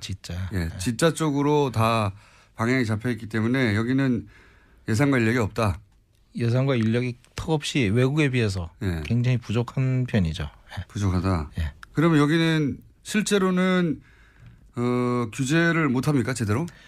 대표적인 예가 다소기 문제가 있었거든요. 어떤 문제? 신고리 5륙 건설 때 인허가 심의 때 다소기 문제가 많이 대두됐습니다. 시민사회에서 제기를 많이 했고 그 가장 근본이 이제 후쿠시마 원전 사고가 1, 2, 3, 4호기 한 군데 밀집된 원전이 그대로 동시 사고가 일어난 거지 않습니까? 그래서 다수호기가 한 군데 밀집돼 있으면 안 된다. 그러니까 원전 다수호기라는 건 원전이 한 지역에 밀집돼 있으면 그게 큰 문제다. 그런데 후쿠시마 원전 사고 일어났을 때 그게 교훈으로 널리 전파가 됐거든요. IA에서도 계속 권고를 하고 있고. 서로 떨어뜨려라. 짓더라도. 그런데 작년 신고리 5, 6호기 건설을 들어갈 때 심의 때 최종 결정하는 과정에서 벌써 5년, 6년이 지났지 않습니까? 이제 연구가 하겠대요. 다수호기 문제에 대해서. 승인을 해주고 난 다음에. 승인을. 그게 문제라고 했는데 일단 다수 5, 6호기라는 건 이미 1, 2, 3, 4호기가 있는데 그 해당 지역에 5, 6호를 또 진다는 거 아닙니까? 그렇죠. 그런데 이렇게 한 지역에 밀집되어 있는 건 위험하다고 계속 얘기했는데 이제 연구를 하겠다고. 그 5, 6호기 허가 해준 다음에. 허가를 그 지역에 내주지 말아야 하는 건데 연구가 끝날 때까지. 다소호기 관점에서 우리가 진짜 안전위원회가 위험성을 고려해서 검토를 한다 그러면 뭐를 하든지 했어야 됐습니다. 그러니까 다른 논리가 아니라 아직 다소호기에 대한 연구 자체가 안 돼 있기 때문에 제대로 우리나라에서는 그럼 이 애초에 원자력 안전위원회는 그런 거 하라고 있는 곳인데 그런 거 연구하고 규제해서 일단 보류했다가 이렇게 하면 되겠다는 결론이 나면 짓거나 말거나 해야 되는데 그거 없이 일단 짓기 시작하고 나서 앞으로 연구하겠다. 여기는 그럼 인력 구성은 어떻게 있습니까? 연구자들 중심인가요? 아니면 뭐 실무자들 중심인가요? 원자력 안전위원회가 이제 공무원들이 있고요. 공무원들이고. 그다음에 거기 안전 전문위원들은 이제 주로 교수들. 그다음에 이제 전문가들이 들어가 있습니다. 근데 이제 다 이렇게 서로 네트워크로 돼 있는 분들이죠. 그다음에 안전기술원이라고 또 별도의 조직이 있습니다. 거기는 이제 기술자 집단이거든요. 거기서 이제 지원을 하게 돼 있는데 거기서 어떤 결론을 내도 사실 원자력 안전위원회가 공무원 사회고 지시받고 뭐 움직이지 않아야 되는데 지능 중심으로 인력이 구성되다 보니까 뭐 말할 필요가 없는 거죠. 어떤 결론이 나더라도 항상 건설하는 쪽으로 결론이 난다는 거예요. 이 위원회에서는. 예, 그래서 기술자 집단인 원자력 안전 기술원 그쪽에서 어떤 결론을 내면 그거의 독립성을 인정을 해줘야 되는데 자기네들이 검토 승인을 한다는 거예요. 그러니까 기술원이 어떤 결론을 내더라도 계속 짓는 쪽으로만 원자력위원회는 지금까지 그렇게 종합 결론을 내왔기 때문에 있으나 마나한 거 아닙니까 그러면? 결국은 그렇게 된 거죠. 실제로는. 위원회라고 하는 장치는 존재하나 이 안전위원회가 정말로 규제기관으로서 역할을 한 적이 없다. 뭐 꼭 그렇지는 않습니다. 꼭 그렇지는 않고. 있는 경우는 뭐가 있습니까? 뭐 나름대로 후쿠시마 후속 대책도 만들려고 노력을 했고요. 뭐 여러 가지 그 사실 그 동안에 정보 공개도 안 됐었는데 정보 공개법을 이제 개정을 해서 통과도 시키고 노력을 안 한다기보다는 이게 이제 힘에 붙이는 거군요. 붙이는 거죠. 한수원에 비하자면 가장 중요한 게 원자력 안전위원회가 규제 지침을 우리나라 실정에 맞는 거를 만들어야 되거든요. 근데 다소기에서 봤듯이 그런 걸 못 해요. 그러니까 우리나라에 기준이 없는 거예요. 그러니까 후쿠시마 원전 사고가 나서 이렇게 큰 사고가 나가지고 이제 원자력 안전위원회가 우리나라에 맞는 규정을 만들려고 해도 우리나라 그 원자력 사업은 다 지능 중심. 어떻게든지 원자를 계속 짓는 쪽으로 방향이 잡혀 있기 때문에 예산과 인력도 부족하고 여기서 실질적인 규제를 못 만들어내서 유명무실하다. 예, 우리나라에 맞는 지침을 만들려면 시민사회와 소통을 하고 대화를 해서 많은 국민들 우려하는 점이 뭔가를 확실히 감안을 해서 규제 지침을 강화하든지 개정을 하든지 아니면 시민사회 소통을 해서 해결하든지 이렇게 가야 되는데 그런 활동이 하나도 없었던 거죠. 하나도 없으면 그냥 우리도 규제 기관에 있다 정도 수준이네요. 당국입니다, 그냥. 예, 공무원의 어떤 그 냄새나는 권위적인 당국입니다, 그냥. 당군요? 당국. 당국. 예. 당국이 존재할 뿐이다. 예. 실제 통제하고 관리 실질적으로 통제하고 관리할 수 없다 지금. 좀 권위적이죠. 실질적으로 규제를 하고 눈높이에 맞춰가지고 이렇게 대화를 하고 문제 해결을 하려고 그러는 게 아니고요. 안전의 입장도 분명하지 않고. 그러면 후쿠시마 원전 사고가 난 다음에 우리가 내세운 대책이 뭡니까 실질적으로. 그때는 이제 저도 처음에는 다 무너져서 그런 줄 알았더니 무너진 게 아니라 전기가 끊겼다는 거 아닙니까. 바깥에 송전로가 넘어져 버렸고 그다음에 해일이 와가지고 덮쳐서 그 비상 발전기도 꺼트려 가지고 전기가 안 들어오니까 계속 열이 올라가지고 녹아내려 버렸다 이거였는데 그런 다음에 우리나라의 대책이 나왔나요? 후쿠시마 후속 대책이라고 이제 그 뒤에 바로 전문가 50명을 투입을 해서 수개월 동안 조사를 한 다음에 후속 대책을 내놨죠. 내놨는데 그게 이제 총 예산을 1조 1천억 투입한다고 그리고 2015년까지 이명박 대통령이 임기가 끝나는 그때까지 종료를 하겠다. 이렇게 되어 있었죠. 애초에 계획은? 그렇게 보고를 했죠. 그런데 실제로는 어떻습니까? 실제로는 아직도 진행 중입니다. 지금 2017년인데 여러 가지 이유가 있습니다. 이게. 그러면 그때 무슨 차량을 구매해서 어떻게 한다 비상용 차량이었던가요? 그때 뭐였죠? 이제 어떤 강력하게 드라이브를 했었던 것 같아요.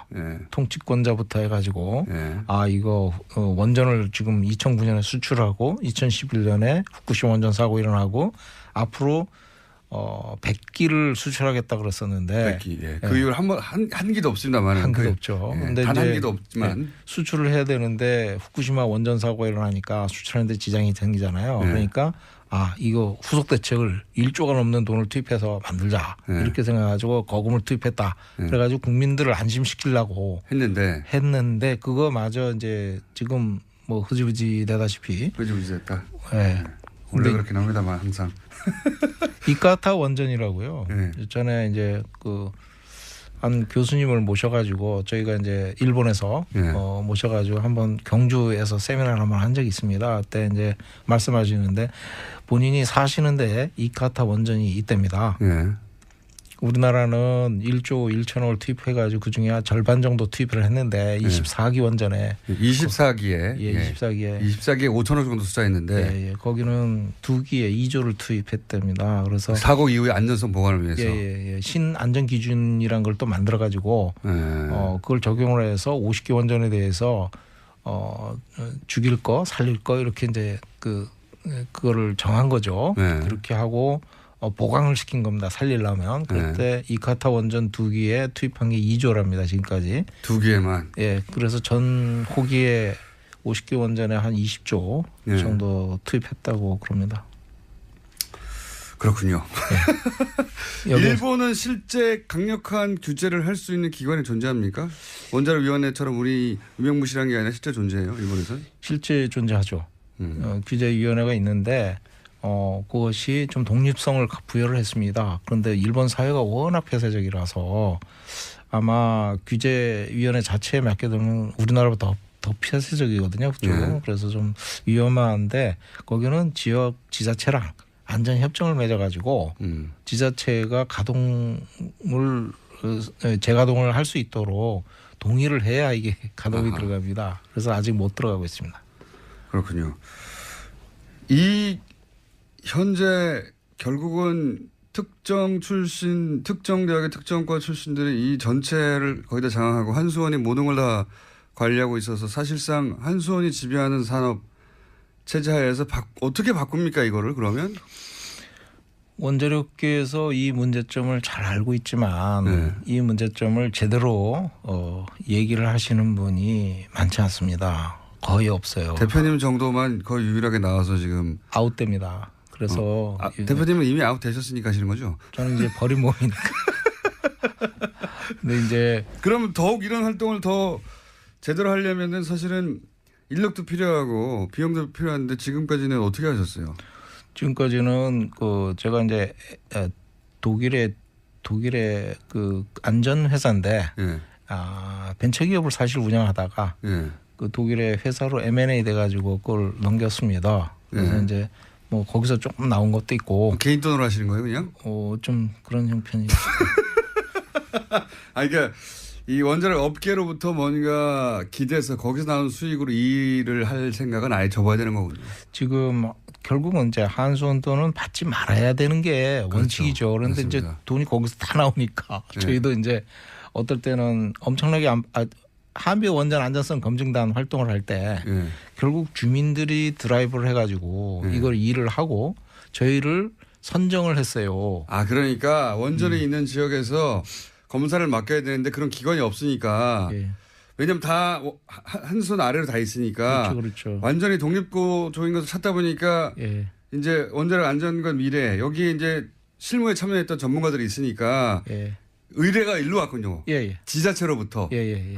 그래서 지자체라기보다도 완전히 한빛 원전 그쪽은 주민들이 주도를 합니다. 그래서 그분들 지자체가 아니라 그냥 그 시민들이 주민들이 불안한데 독립적으로 판단해 줄 것이 없다. 저 담 넘어 뭐가 벌어지는지 모르니까 들어가서 보자. 근데 전문가가 없잖아요. 다 한수원 밑에 있으니까. 그래서 저한테 연락이 와가지고 한수원 밑에 없는 곳은 여기밖에 없으니까 원자력. 아니 이렇게 중요한 곳이 어떻게 블로거도 없어요. 홈페이지도 없고. 그래서 들어가서 그 현장에 1호기부터 6호까지 오버올 때 해결료 재장전 기간이 있습니다. 한 1-2개월 되는데 그때 들어가서 싹 봤는데 저희들이 요구한 개선 요구 사항이 700여 건이 넘고요.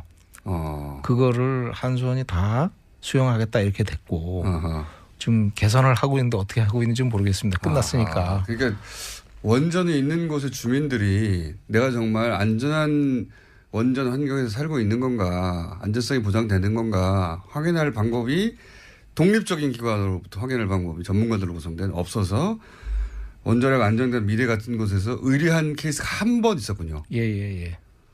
이걸 근데 다른 지역의 주민들도 계속 의뢰해서 이런 일을 해야 되겠네요. 지역마다 참 다양하더라고요. 민심들이. 근데 이쪽은 이제 그렇게 해서 저희들 들어가서 봤는데 결국은 이제 돈은 또 한수원에서 나오잖아요. 결국은.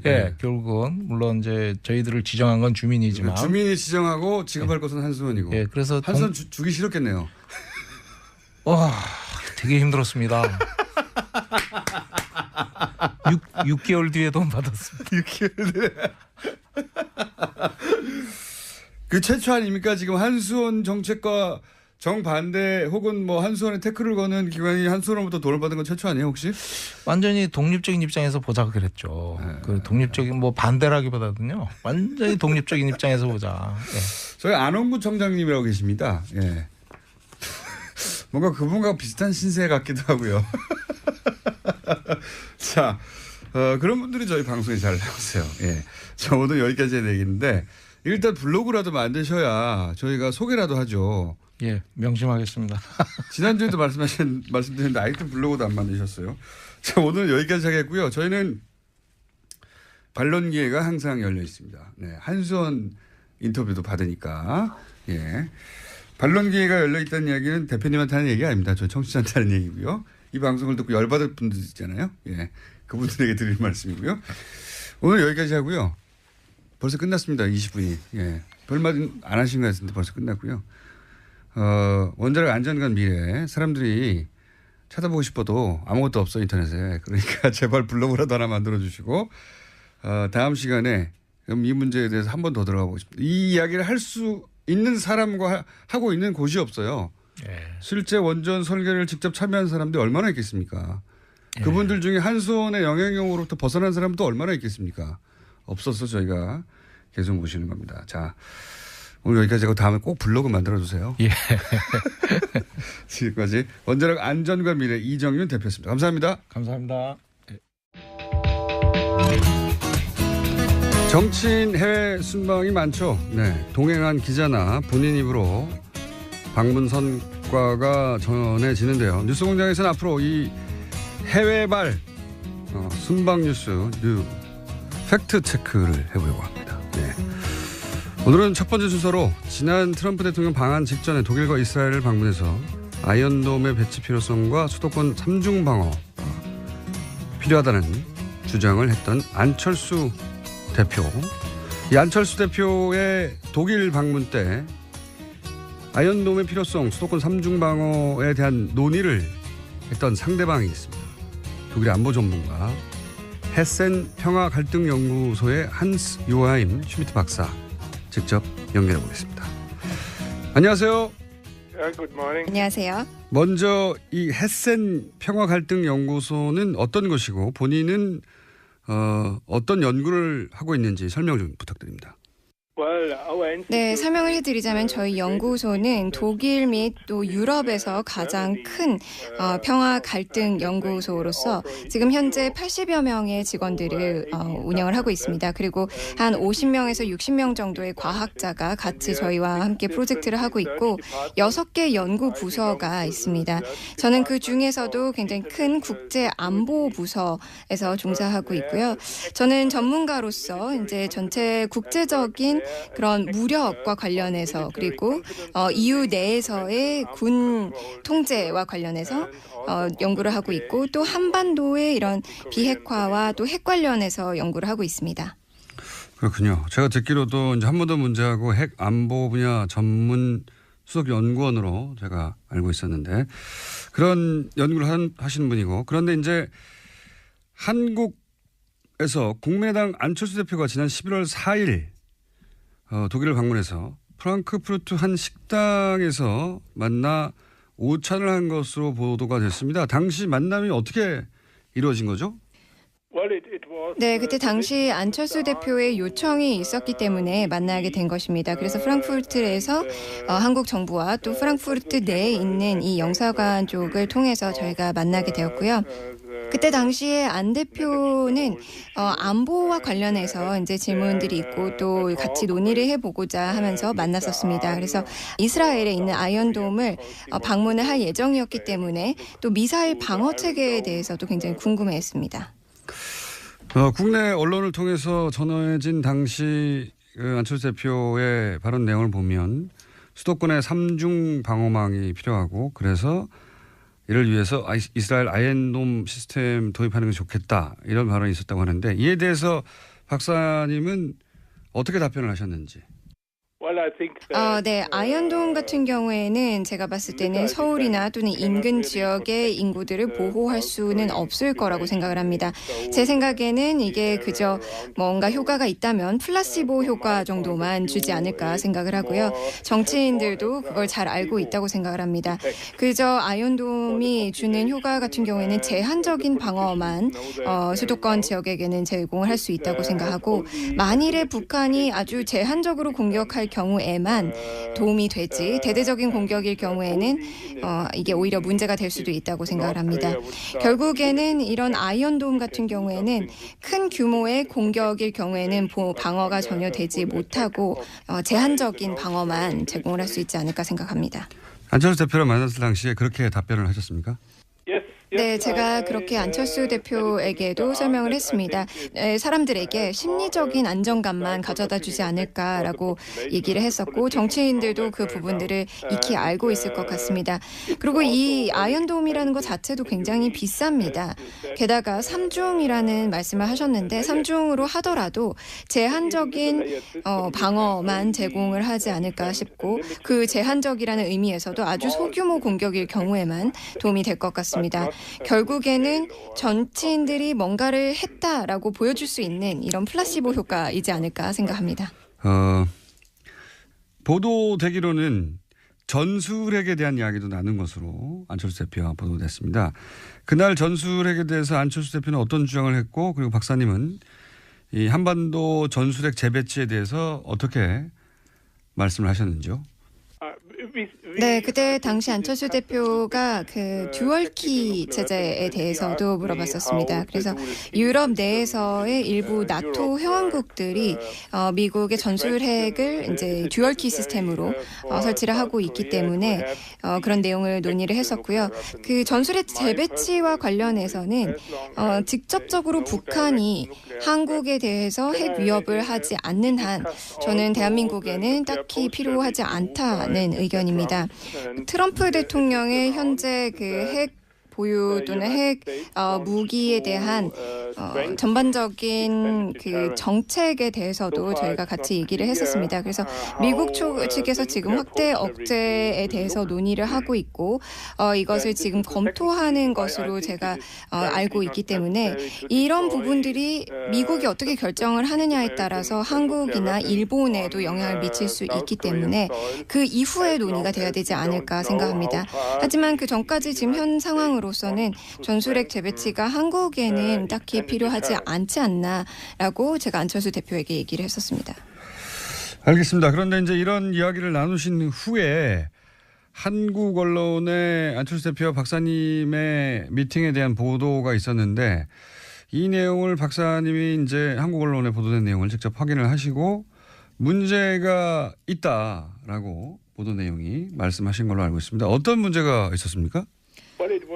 사실 그때 그렇게 제가 생각을 했었던 이유가 언론에서는 좀 안 대표의 시각에서 더 초점을 맞춰서 보도가 됐었던 것 같습니다.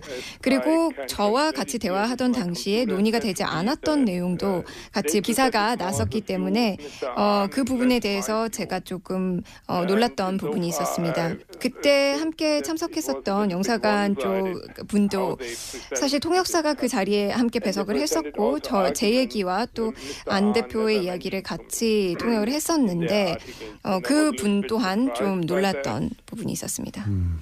박사님이 안철수 대표의 의견에 반대하거나 예를 들어서 아이언돔은 크게 도움이 되지 않는다라고 하는 내용들이나 이런 거는 가지고 안철수 대표의 주장만 담기고 또 안철수 대표가 하지 않았던 대화 중에 하지 않았던 말들도 기사에 실리고 그래서 기사가 이게 정확하지 않다 해서 불쾌하셨다 이런 취지인가요?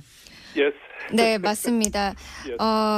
사실 아이언돔 자체를 완전히 반대를 하기보다는 제가 분명히 수도권 지역을 보호하는 데에는 이게 충분치 않다. 그리고 내 시각에서는 돈이 너무 많이 들고 또 그 돈에 비해서 아주 제한적인 방어 체계만 제공을 할 수밖에 없기 때문에 이것은 맞지 않다라고 얘기를 했었는데요.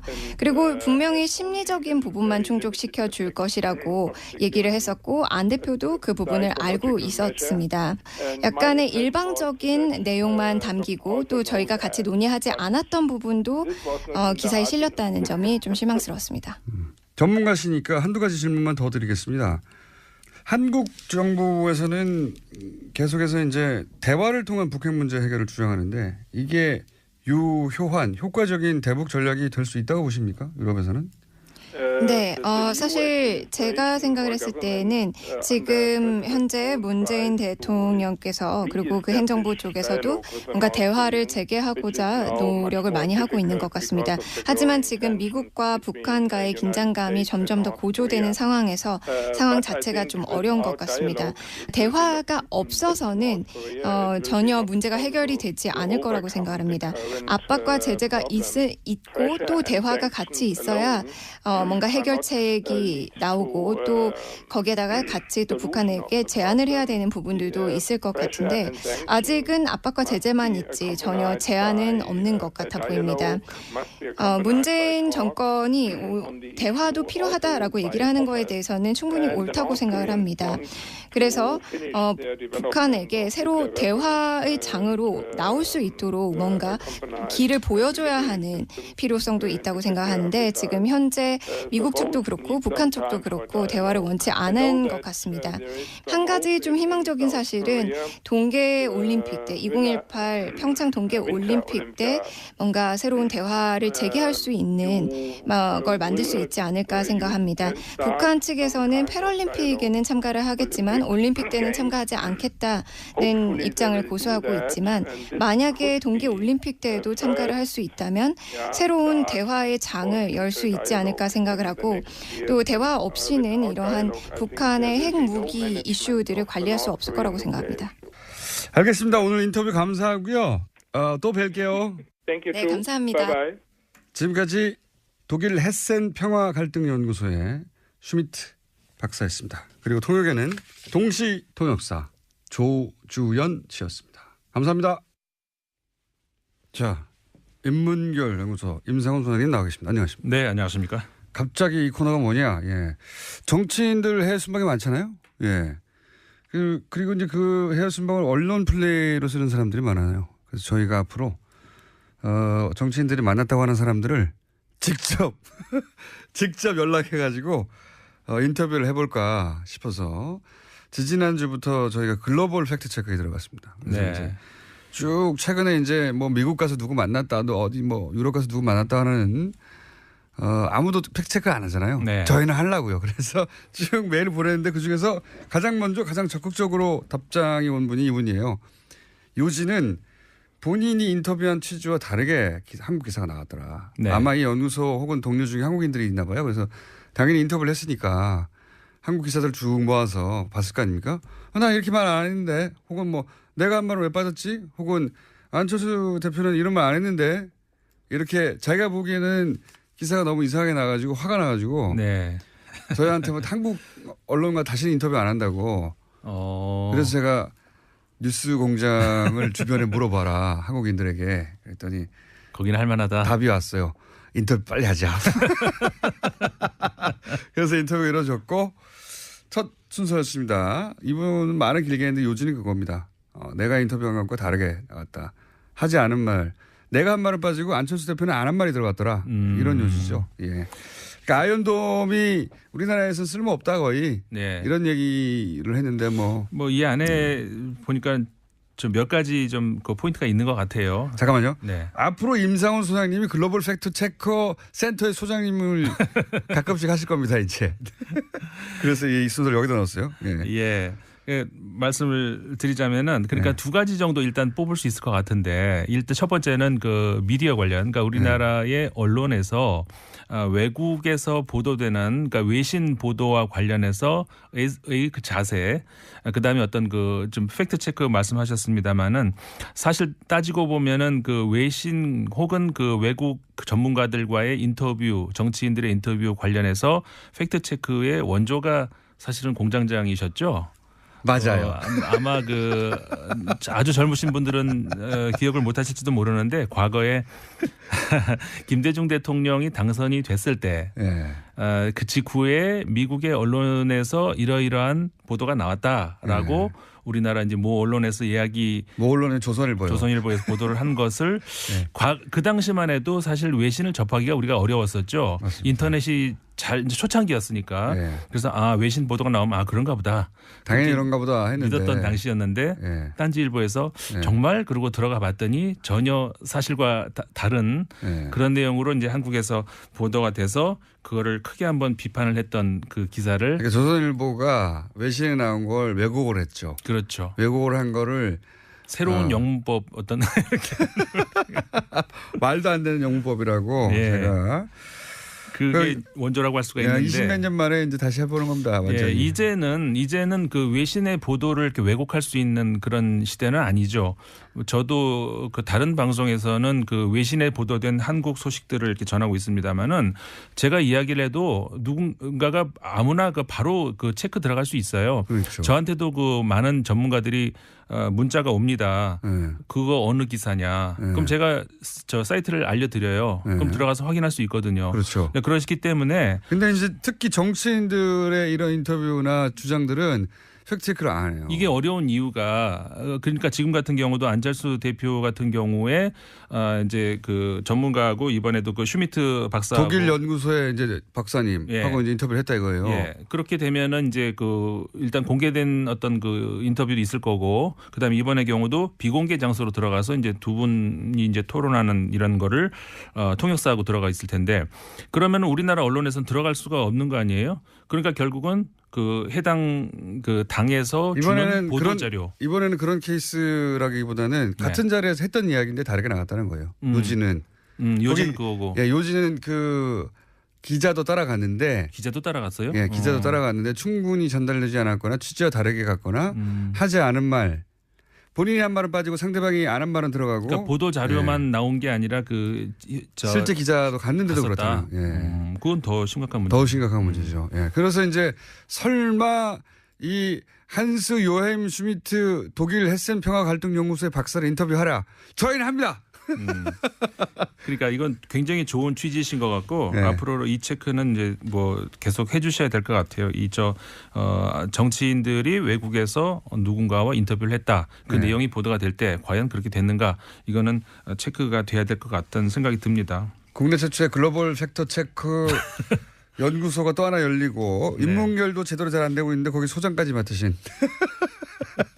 왜 잘 돼요? 왜 그러세요? 그리고 이제 그래서 정치인들 해외 나가가지고 가끔씩 나갔다 와서 뭐라 하잖아요. 뭐 전술핵이 어쨌다느니 뭐 이런 거 다 체크할 겁니다. 정치인들이 외국에 나갔다 들어오실 때 가끔 이렇게 일종의 뭐랄까 이렇게 뭐 주사를 한 대씩 맞고 들어오시는 언론 플레이 하죠. 와가지고 뭐 큰일 하고 온 것처럼 앞으로 다 인터뷰 다 하겠다 다. 그리고 이 두 번째 문제가 이제 두 번째 문제는 할 수가 없습니다. 시간이 끝나서. 벌써요? 임상훈 소장님이었습니다. 감사합니다. 네, 감사합니다. 안녕.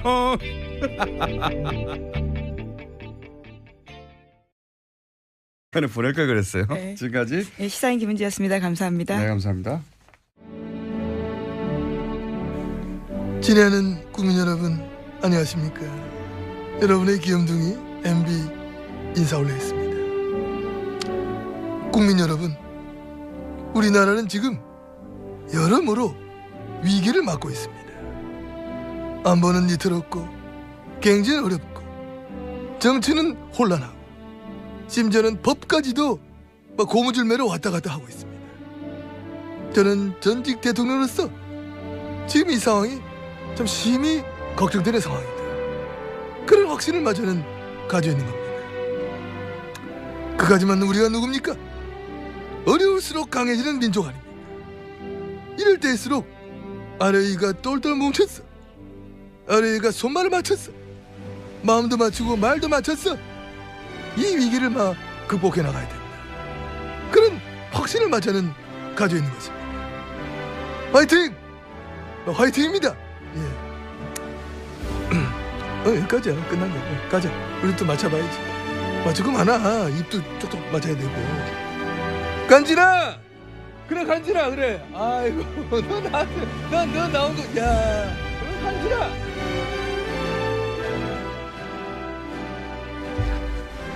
자, 오늘 건 약간 실패인 것 같죠? 김관진 전 장관, 임관빈 전 실장 모두 석방이 됐습니다. 이 사건 저희가 뉴스공장 전속 영장 해설 판사 법무법인 동안의 변호사 아니고 사무장 그리고 영장 전담 판사를 실제로 해본 경력을 가진 이정열 전 부장판사 오늘은 스튜디오에 직접 나오셨습니다. 안녕하십니까? 네, 안녕하십니까? 아니 어떻게 스튜디오에 직접 나오겠다고 하셨어요? 이게 저 처음에 공장장님도 서두에서 말씀하셨지만은 좀 이상합니다. 지금 상황이 되게 매우 이상한 상황입니다. 매우 좀 엄중한 상황이 아닌가 싶어서 뭐 제가 그렇게 뭐 영향력이 있거나 뭐 그런 사람은 아니지만 그래도 좀 알고 있는 건 좀 청취자님들께 전달을 해드려야 될 의무가 있지 않나 싶어서 청을 넣었는데 또 여기 사실 출연하고 싶어 하시는 분들 되게 많으시잖아요. 되게 많습니다, 사실. 근데 그렇게 받아주셔가지고 너무 감사합니다. 쪽쪽 뽑으려고 하는 거죠? 예, 뭐 준비되어 있습니다. 예. 지난주에 저희가 잠깐 인터뷰를 했어요. 잠깐 인터뷰할 때 이런 방식의 석방은 정말 드문 일이고, 구속적부심으로 이제 석방이 된다 하더라도 보통은 이제 영장이 발부됐는데 그 이후에 합의가 됐다더라. 혹은 뭐 새로운 뭐 유리한 이제 구속된 사람에게 유리한 증거가 나왔다더라. 그럴 경우에나 되는 건데 지금 아무 일도 없는데 갑자기 석방이 연속으로 돼버렸어요. 그래서 이게 하나도 이상한데 연속으로 된 거 이게 진짜 법리적으로 설명을 시도할 수는 있으나 이 정도 되면 법리 이상의 것이 있다. 그러면서 이제 형사수석 그 부장 그 자리는 대법원장이 꼭 찍어서 발령한 자리인데 대법원장이 꼭 찍어서 발령한 그 사람이 이 석방을 어려운 석방, 불가능하다고 생각한 법조인들은 석방을 해냈기 때문에 그런 관점에서 이걸 좀 바라봐야 된다. 거기까지 하셨죠. 예, 그렇습니다. 예. 그러면 이제 그 금요일 날 하고 또 달라진 점은 김관진 전 장관뿐만 아니라 임관진 전 실장까지도 임관빈, 임관빈 전 실장까지도 풀려났어요. 더더욱 이상한 거죠. 어마어마하게 이상한 거죠. 그렇죠. 그 조금 전에 이제 공장장님 말씀하셨던 대로 구속적부심이 사정 변경이라고 하는데 유리하게 이제 변경이 된. 그 법조계에서는 사정 변경이라고 합니까? 사정이 변경되었다는 거죠. 아무것도 아닌데 전문 용어처럼 쓰는군요. 그렇죠. 사정이 변경된 거죠.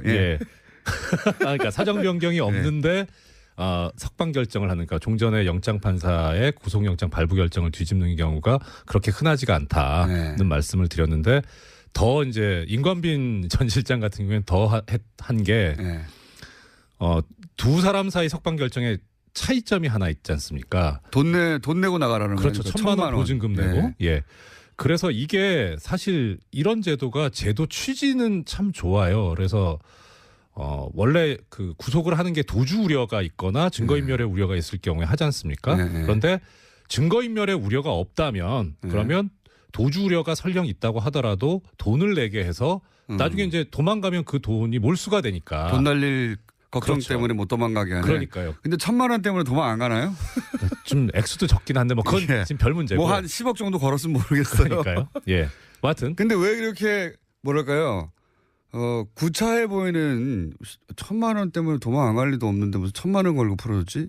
이거 왜 그런 겁니까? 그러니까 일단 제 생각에는 이건 추측인데 당초에 김관진 전 장관에 대한 석방까지는 염두에 뒀던 것 같아요.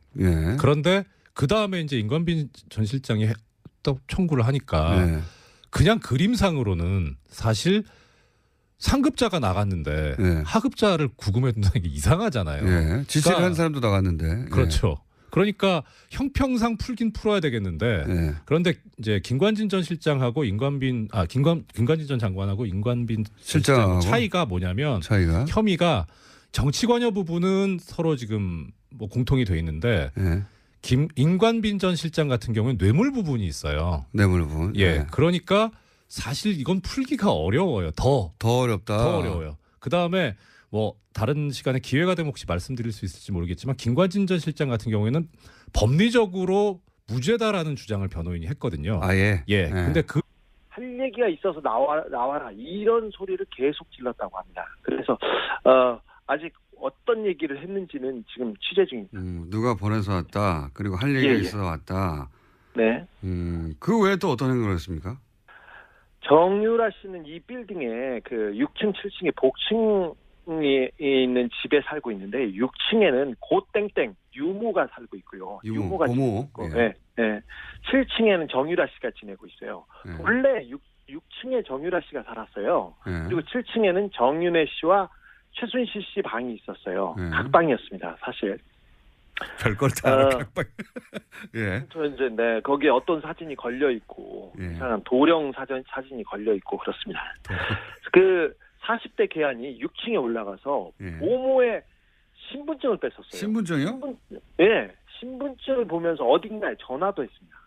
신분증을 보면 전화. 네, 이거 수사 중이니까 곧 파악이 될 겁니다. 뭐 집에 그 돈이 없으면 뭐 돈과 비슷한 카드를 뺏는다든가 분명히 뭘 다른 걸 해야 되는데 인출 시도를 한다든가. 신분증을 보고 전화를 했다는 것은 좀 이상하죠? 굉장히 이상하네요. 이건. 네. 돈을 목적으로 한 침이 아닌 건 거의 분명한 것 같은데. 그리고 아까 이제 마필 관리사 같이 거주하고 있던 마필 관리사 이모 씨가 이제 다투다가 칼에 찔렸다. 그런데 뭐 경미한 부상 정도 생명 지장이 없다 이런 식의 보도가 있는데 사실 아닙니까? 그것도 사실 아닙니다. 그 6층에서 좀 소란이 있고 그러니까 7층에서 이제 이모 씨가 나왔어요. 근데 마필 관리사 이 씨한테는 너하고는 감정이 없다. 찌르고 난 다음에도 너한테는 미안하게 생각한다. 이런 식으로 얘기를 했어요. 그리고는 너한테 볼 일 없으니까 저기 정유라 나와라. 정유라 나와라. 이렇게 계속 얘기하고 그리고 다른 거를 찾았습니다. 볼 일이 없다. 네. 다른 볼 일이 있다는 이야기네요. 네네. 돈도 아니었고 다른 볼 일이 있다. 마필 관리사 생명에 지장이 없다는 보도는요? 이것도 좀 수상한데요. 그 칼이 굉장히 깊숙이 한 번에 쑥 들어갔습니다. 거의 전문가 소행이라고 볼 수 있을 정도의 상처라고 저는 들었어요. 그래서 병원에도 확인해 봤는데 몇 센치만 옆으로 갔으면 그 심장을 관통해서 사람 바로 죽을 수도 있었어요. 그래서 단순한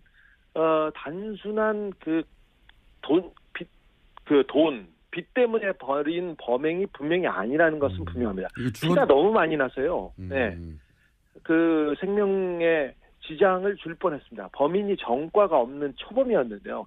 칼을 매우 잘 쓴다는 특징이 있습니다. 그렇군요. 그럼 신고는 누가 한 겁니까? 신고한 사람도 안 나왔는데.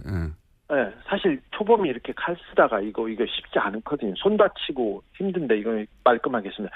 신고는요. 괴한이 소란을 피우고 이 씨하고 격투가 벌어졌지 않습니까? 그래서 정유라 씨가 아이하고 이렇게 방의 문을 잠그고 방 문을 붙들어 잡고 있으면서 전화를 했습니다. 정유라 씨가 누가 신고하는지 보도가 안 돼가지고. 그러면 정유라 씨 정도면 굉장히 중요한 직인데 경찰이 건물을 감시하고 신변보호하고 있지 않았나요? 사실 경찰 한 명이 보호하고 있었습니다. 근데 이모 씨가 이 부분도 따돌리고 들어갔습니다. 심상치 않네요. 그러면 마지막 질문인데 이게 돈도 목적이 아니고 무슨 할 말이 있어 왔다. 신분증을 뺏어서 어디론가 전화했다.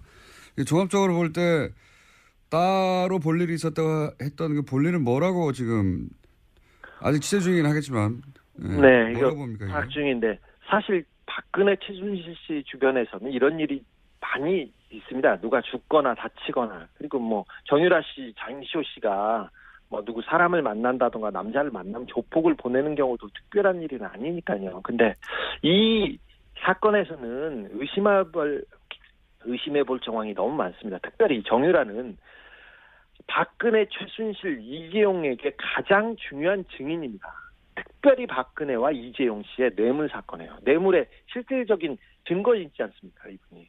그래서 지난 재판에서 이들에게 불리한 증인을 해가지고 이재용 부회장한테 유죄를 받는 결정적인 증거가 되기도 했으니까요. 사실 정유라 씨가 겁을 먹거나 아니면 다른 증인이 그 겁을 먹고 입을 다물라고 메시지를 보내기에는 이보다 더 좋은 상황이 없습니다. 특별히 적폐 수사 자체를 흔들어볼 목적으로 지금 세력이 규합되고 이상한 징후들이 많이 보이는데 이걸 목적으로 누구를 그 사람을 보냈을 가능성을 열어놓고 이 범행의 동기와 배후를 파헤쳐야 된다고 봅니다. 분명히 우발적인 범행은 아니었습니다. 알겠습니다. 오늘 여기까지 하겠습니다. 감사합니다. 네, 시사인 주진우 기자였습니다. 저는 특히 이 집 보모 신분증을 뺏었다는 게 이게 이상하네요. 왜냐면은 신분증 봐서 뭐예요? 아무 상관이 없잖아요. 근데 그걸 강도라고 생각하면 이상한데 그게 아니라 거기 있는 모든 사람의 심리적 압박, 거기 같이 있던 마필 관리사 유일한 남자였거든요. 그 사람은 칼로 찌르고 그리고 보모는 신분증을 누구한테 신분을 불러준다고 주민등록번호 불러준다고 생각해봐요. 보모 입장에서 굉장히 심리적 압박이거든요. 누군가 내가 여기 근무하는 걸 알고 있다. 그런 목적이 아니었을까. 그렇지 않고서는 대낮에 들어가서 신분증을 뺏어가지고 전화하고 내가 누가 보냈다 할 얘기가 있다.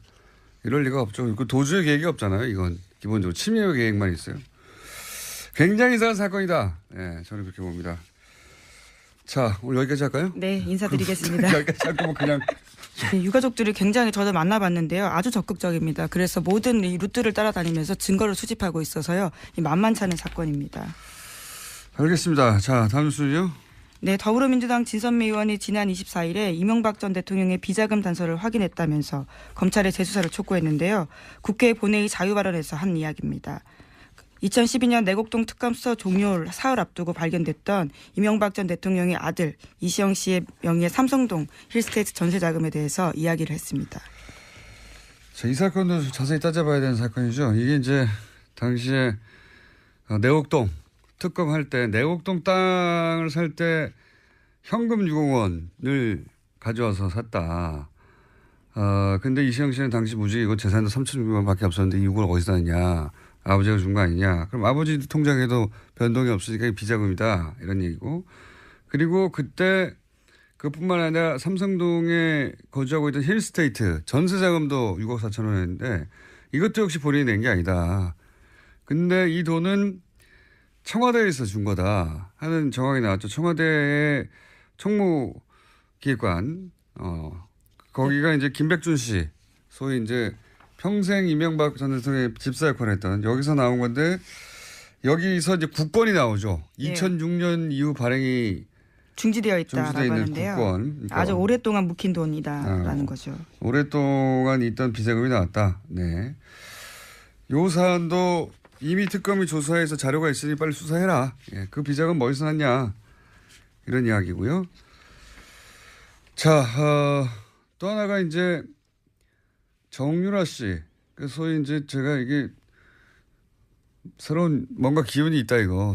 정말 진짜 전쟁이 새로 시작된 거 아니냐 이런 얘기를 했는데 정유라 씨 집에 40대 이모 씨가 침입을 했어요. 네, 강도가 침입했는데요. 지난 25일에 발생한 일입니다. 현장에서 붙잡힌 강도 같은 경우에는요. 처음에 정유라 씨와 금전거래가 있다라고 했다가 말을 바꿨습니다. 카드빚 2,400만 원 때문에 범행을 저질렀다라고 하는데요. 경찰은 강도 행각의 무게를 두고 이 씨에 대해서 강도 상해 혐의로 구속영장을 신청했습니다. 저는 이 사건을 굉장히 이상하다 봅니다. 단순 강도라고 보기엔. 더군다나 계속 얘기하지만 기운이 이상하잖아요 요즘. 예. 그래서 요 사안 취재 중인 이게 좀 이상하군요. 주진우 기자 저희가 미디어 잠깐 연결해 보겠습니다. 주진우 기자. 안녕하십니까. 네. 방금 전까지 전화기가 꺼져 있어가지고 저희 제작진이 난리가 났었어요. 네, 인지 일어났습니다. 자, 이모 씨가 조사 초기에는 경찰에 정유라 씨하고 돈 문제가 있다고 했다가 나중에는 그게 아니고 카드빚 2,400 갚기 위해서 강도했다 이렇게 번복했는데 이게 단순 강도로 보기에는 이상한 점부터 일단 짚어보면 어떤 게 있습니까? 범행이 발생하자마자 이상하지 않습니까? 그런데 경찰과 그리고 언론에서 일제히 우발적인 범행이라고 발표를 했고요. 그 다음에 정유라 씨하고 같이 지내던 이 씨가 크게 다쳤어요. 근데 경미한 부상이라고 계속 보도가 나오는 게 좀 이상했습니다. 그리고 장소와 시간이 강도 범행을 하기에는 최악입니다. 정유라 씨가 살고 있는 그 압구정동 미띠 빌딩의 1층에는 인기 있는 베트남 음식점이 있는데요. 주말 오후 3시는 피크타임이에요. 그래서 1층에 손님이 많고요. 줄을 서거나 그리고 발레 파킹하는 아저씨들이 여럿 있습니다. 그리고 그래서 누군가 고함만 질러도 그냥 바로 검거될 수 있는 그런 환경인데 일주일 이상 그 강도 범행을 도모한 사람이 찾기에는 너무 그 멍청한 선택이었습니다. 일단 기본적으로 오후 3시 사람이 드글드글하는 곳에 대낮에 강도를 하러 간다는 게 이상하고 그리고 이게 이제 강도라는 건 침입이 목적이 아니라 돈을 뺏어서 도주가 목적이에요. 도주 계획이 그렇죠. 도주 계획이 수립이 돼야 되는데 침입할 때부터 이미 수희 아저씨하고 마주쳤다는 것은 얼굴이 다 노출되는 거잖아요, 그죠? 네, 이게 도주하기에는 굉장히 어려운 그 빌딩이에요. 정유라 씨 집은 지하 1층하고 1층에서 출입구에 그 카드를 이렇게 대고 올라가야 되는데요. 지하 1층에서 1층에 저기 경비 아저씨가 있어요. 아까 말했듯이 1층에는 발레 아저씨들이 덩치 큰 아저씨들이 많습니다, 거기에. 근데 그래서 지하 1층에 가서 택배 왔어요. 그리고 경비원을 일단 협박해가지고요. 인터폰을 하게 하고 이 경비 아저씨를 묶고 이렇게 올라가는데 여기까지는 치밀합니다. 그 가짜 총과 칼까지도 그 준비한 걸 보면 여기까지는 총도 준비했어요? 아니 칼을 준비했다? 칼과 가짜 총도 있었어요. 가짜 총도 있었어요? 네네. 근데 그렇게 묶어놓고 거기 준비까지는 치밀했는데 그리고 지하로 올라간다는 것까지 알았어요. 이건 쉽지 않은데 그걸 보고 올라갔는데 도주 생각은 아예 없었다고 봅니다. 그 건물 내부에 CCTV도 있었을 거 아닙니까? CCTV 이 집 많습니다. 많습니다. 그래서 근데 그 이미 올라가면서 자기가 노출될 것을 알고 있었다고도 봐도 무방합니다. 그러니까요. 원래 이제 도망가는 계획을 못 세우면 아예 들어가지도 않는 건데 자 그렇게 실제로 집에 들어가서 좀 경찰 발표는 금품을 요구했다고 하는데 실제 금품을 요구했답니까 들어가서? 아니요, 돈을 요구하지도 않았고요.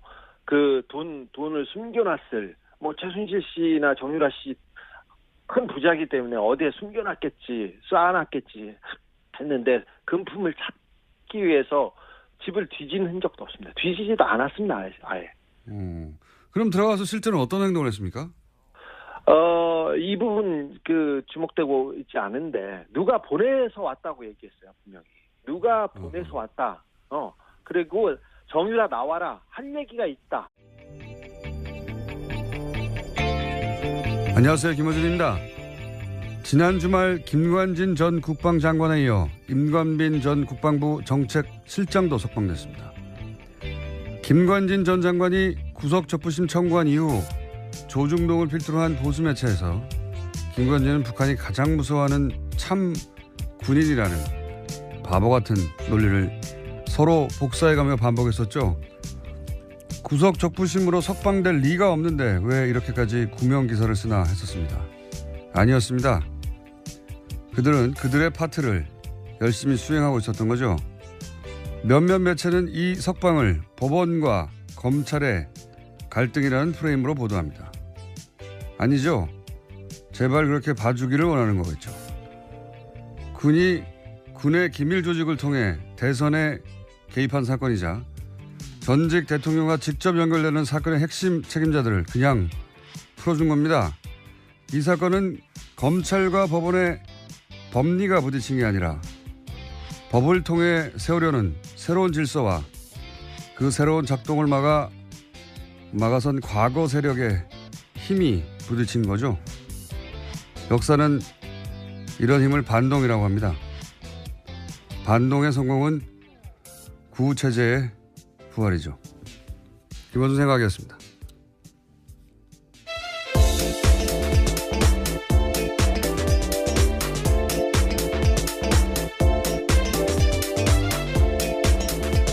시사인의 김은지입니다.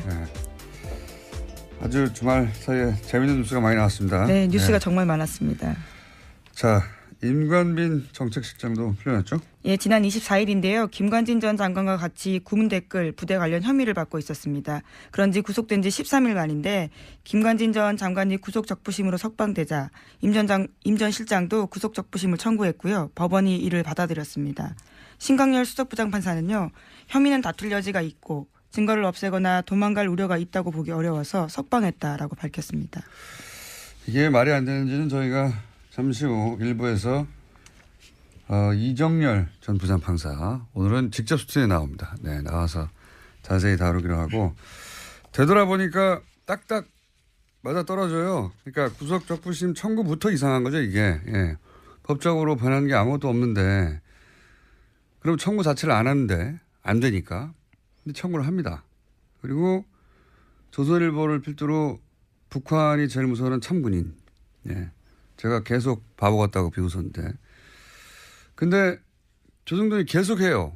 원래 조중동은 안 될 일은 붙들고 있지를 않아요. 왜냐하면 그러다가 진짜 안 되면 조중동 영향이 없다는 걸 인정하는 거 아니에요.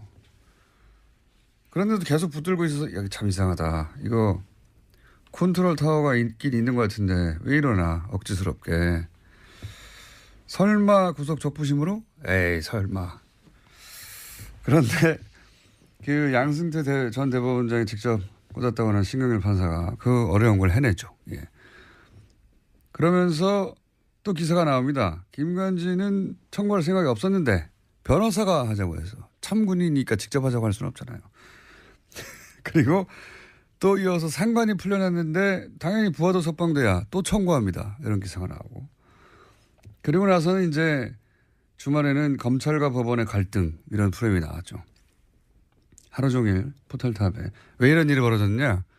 검찰과 법원이 갈등해서 그렇다는 거예요. 그렇게 봐주길 원하는 거죠.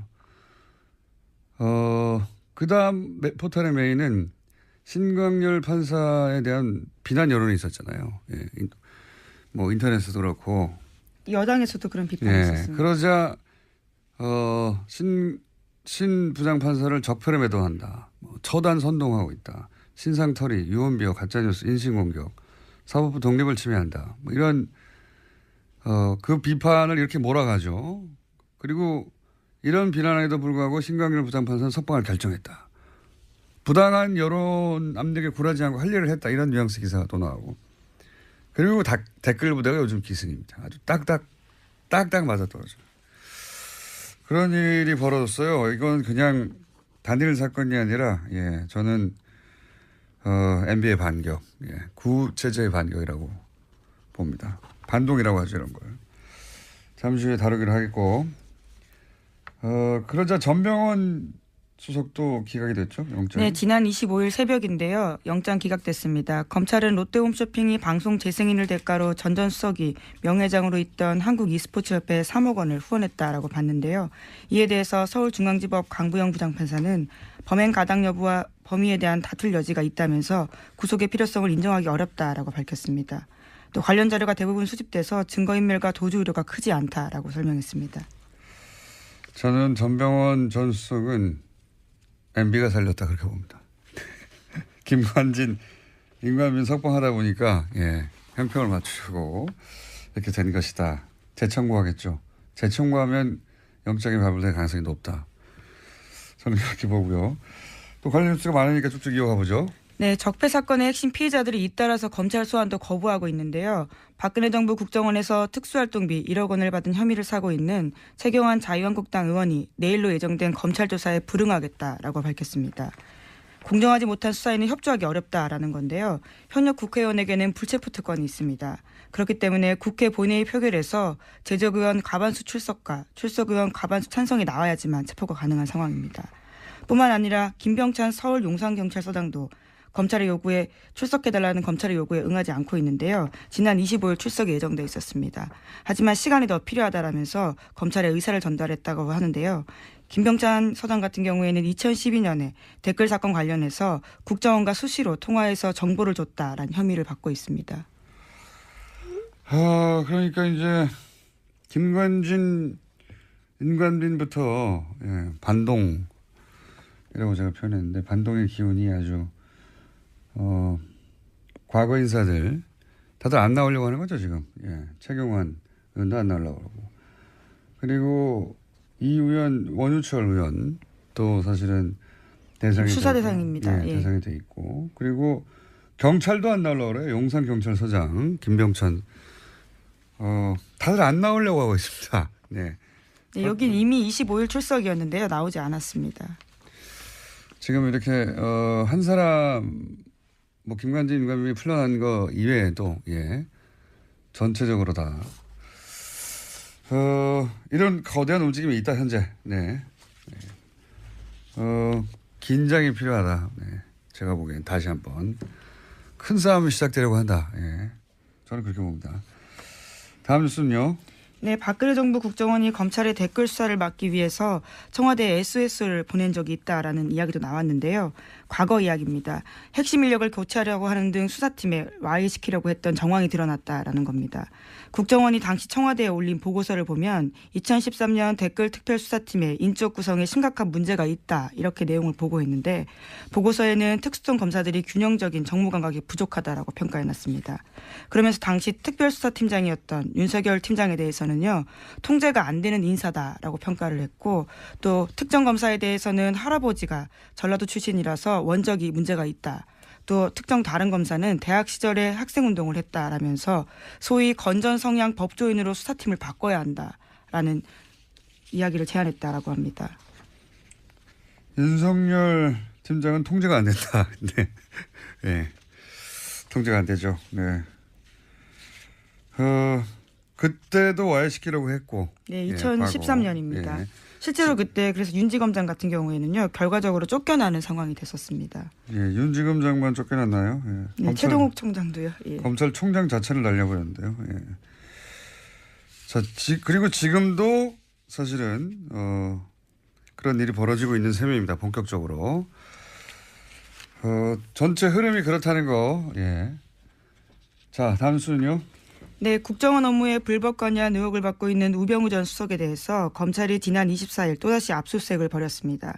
이번에는 재판을 받고 돌아가는 우 전 수석에게 영장을 제시하고 기습적으로 휴대전화 차량을 압수수색한 건데요. 이제까지 우 전 수석 같은 경우에는 제대로 압수수색하지 않았다라는 비판이 많았는데 이번에는 기습적으로 압수수색을 해서 현재 사용하고 있는 휴대전화까지 확보했다고 합니다. 현재 사용하는 휴대전화. 이렇게 하지 않으면 뭐 다 날려버리니까요. 예. 자, 우병우 전 수석은 사실은 엄청난 확률로 예, 불가능한 일들이 연속으로 벌어진 분이죠. 예. 통신영장이라고 예.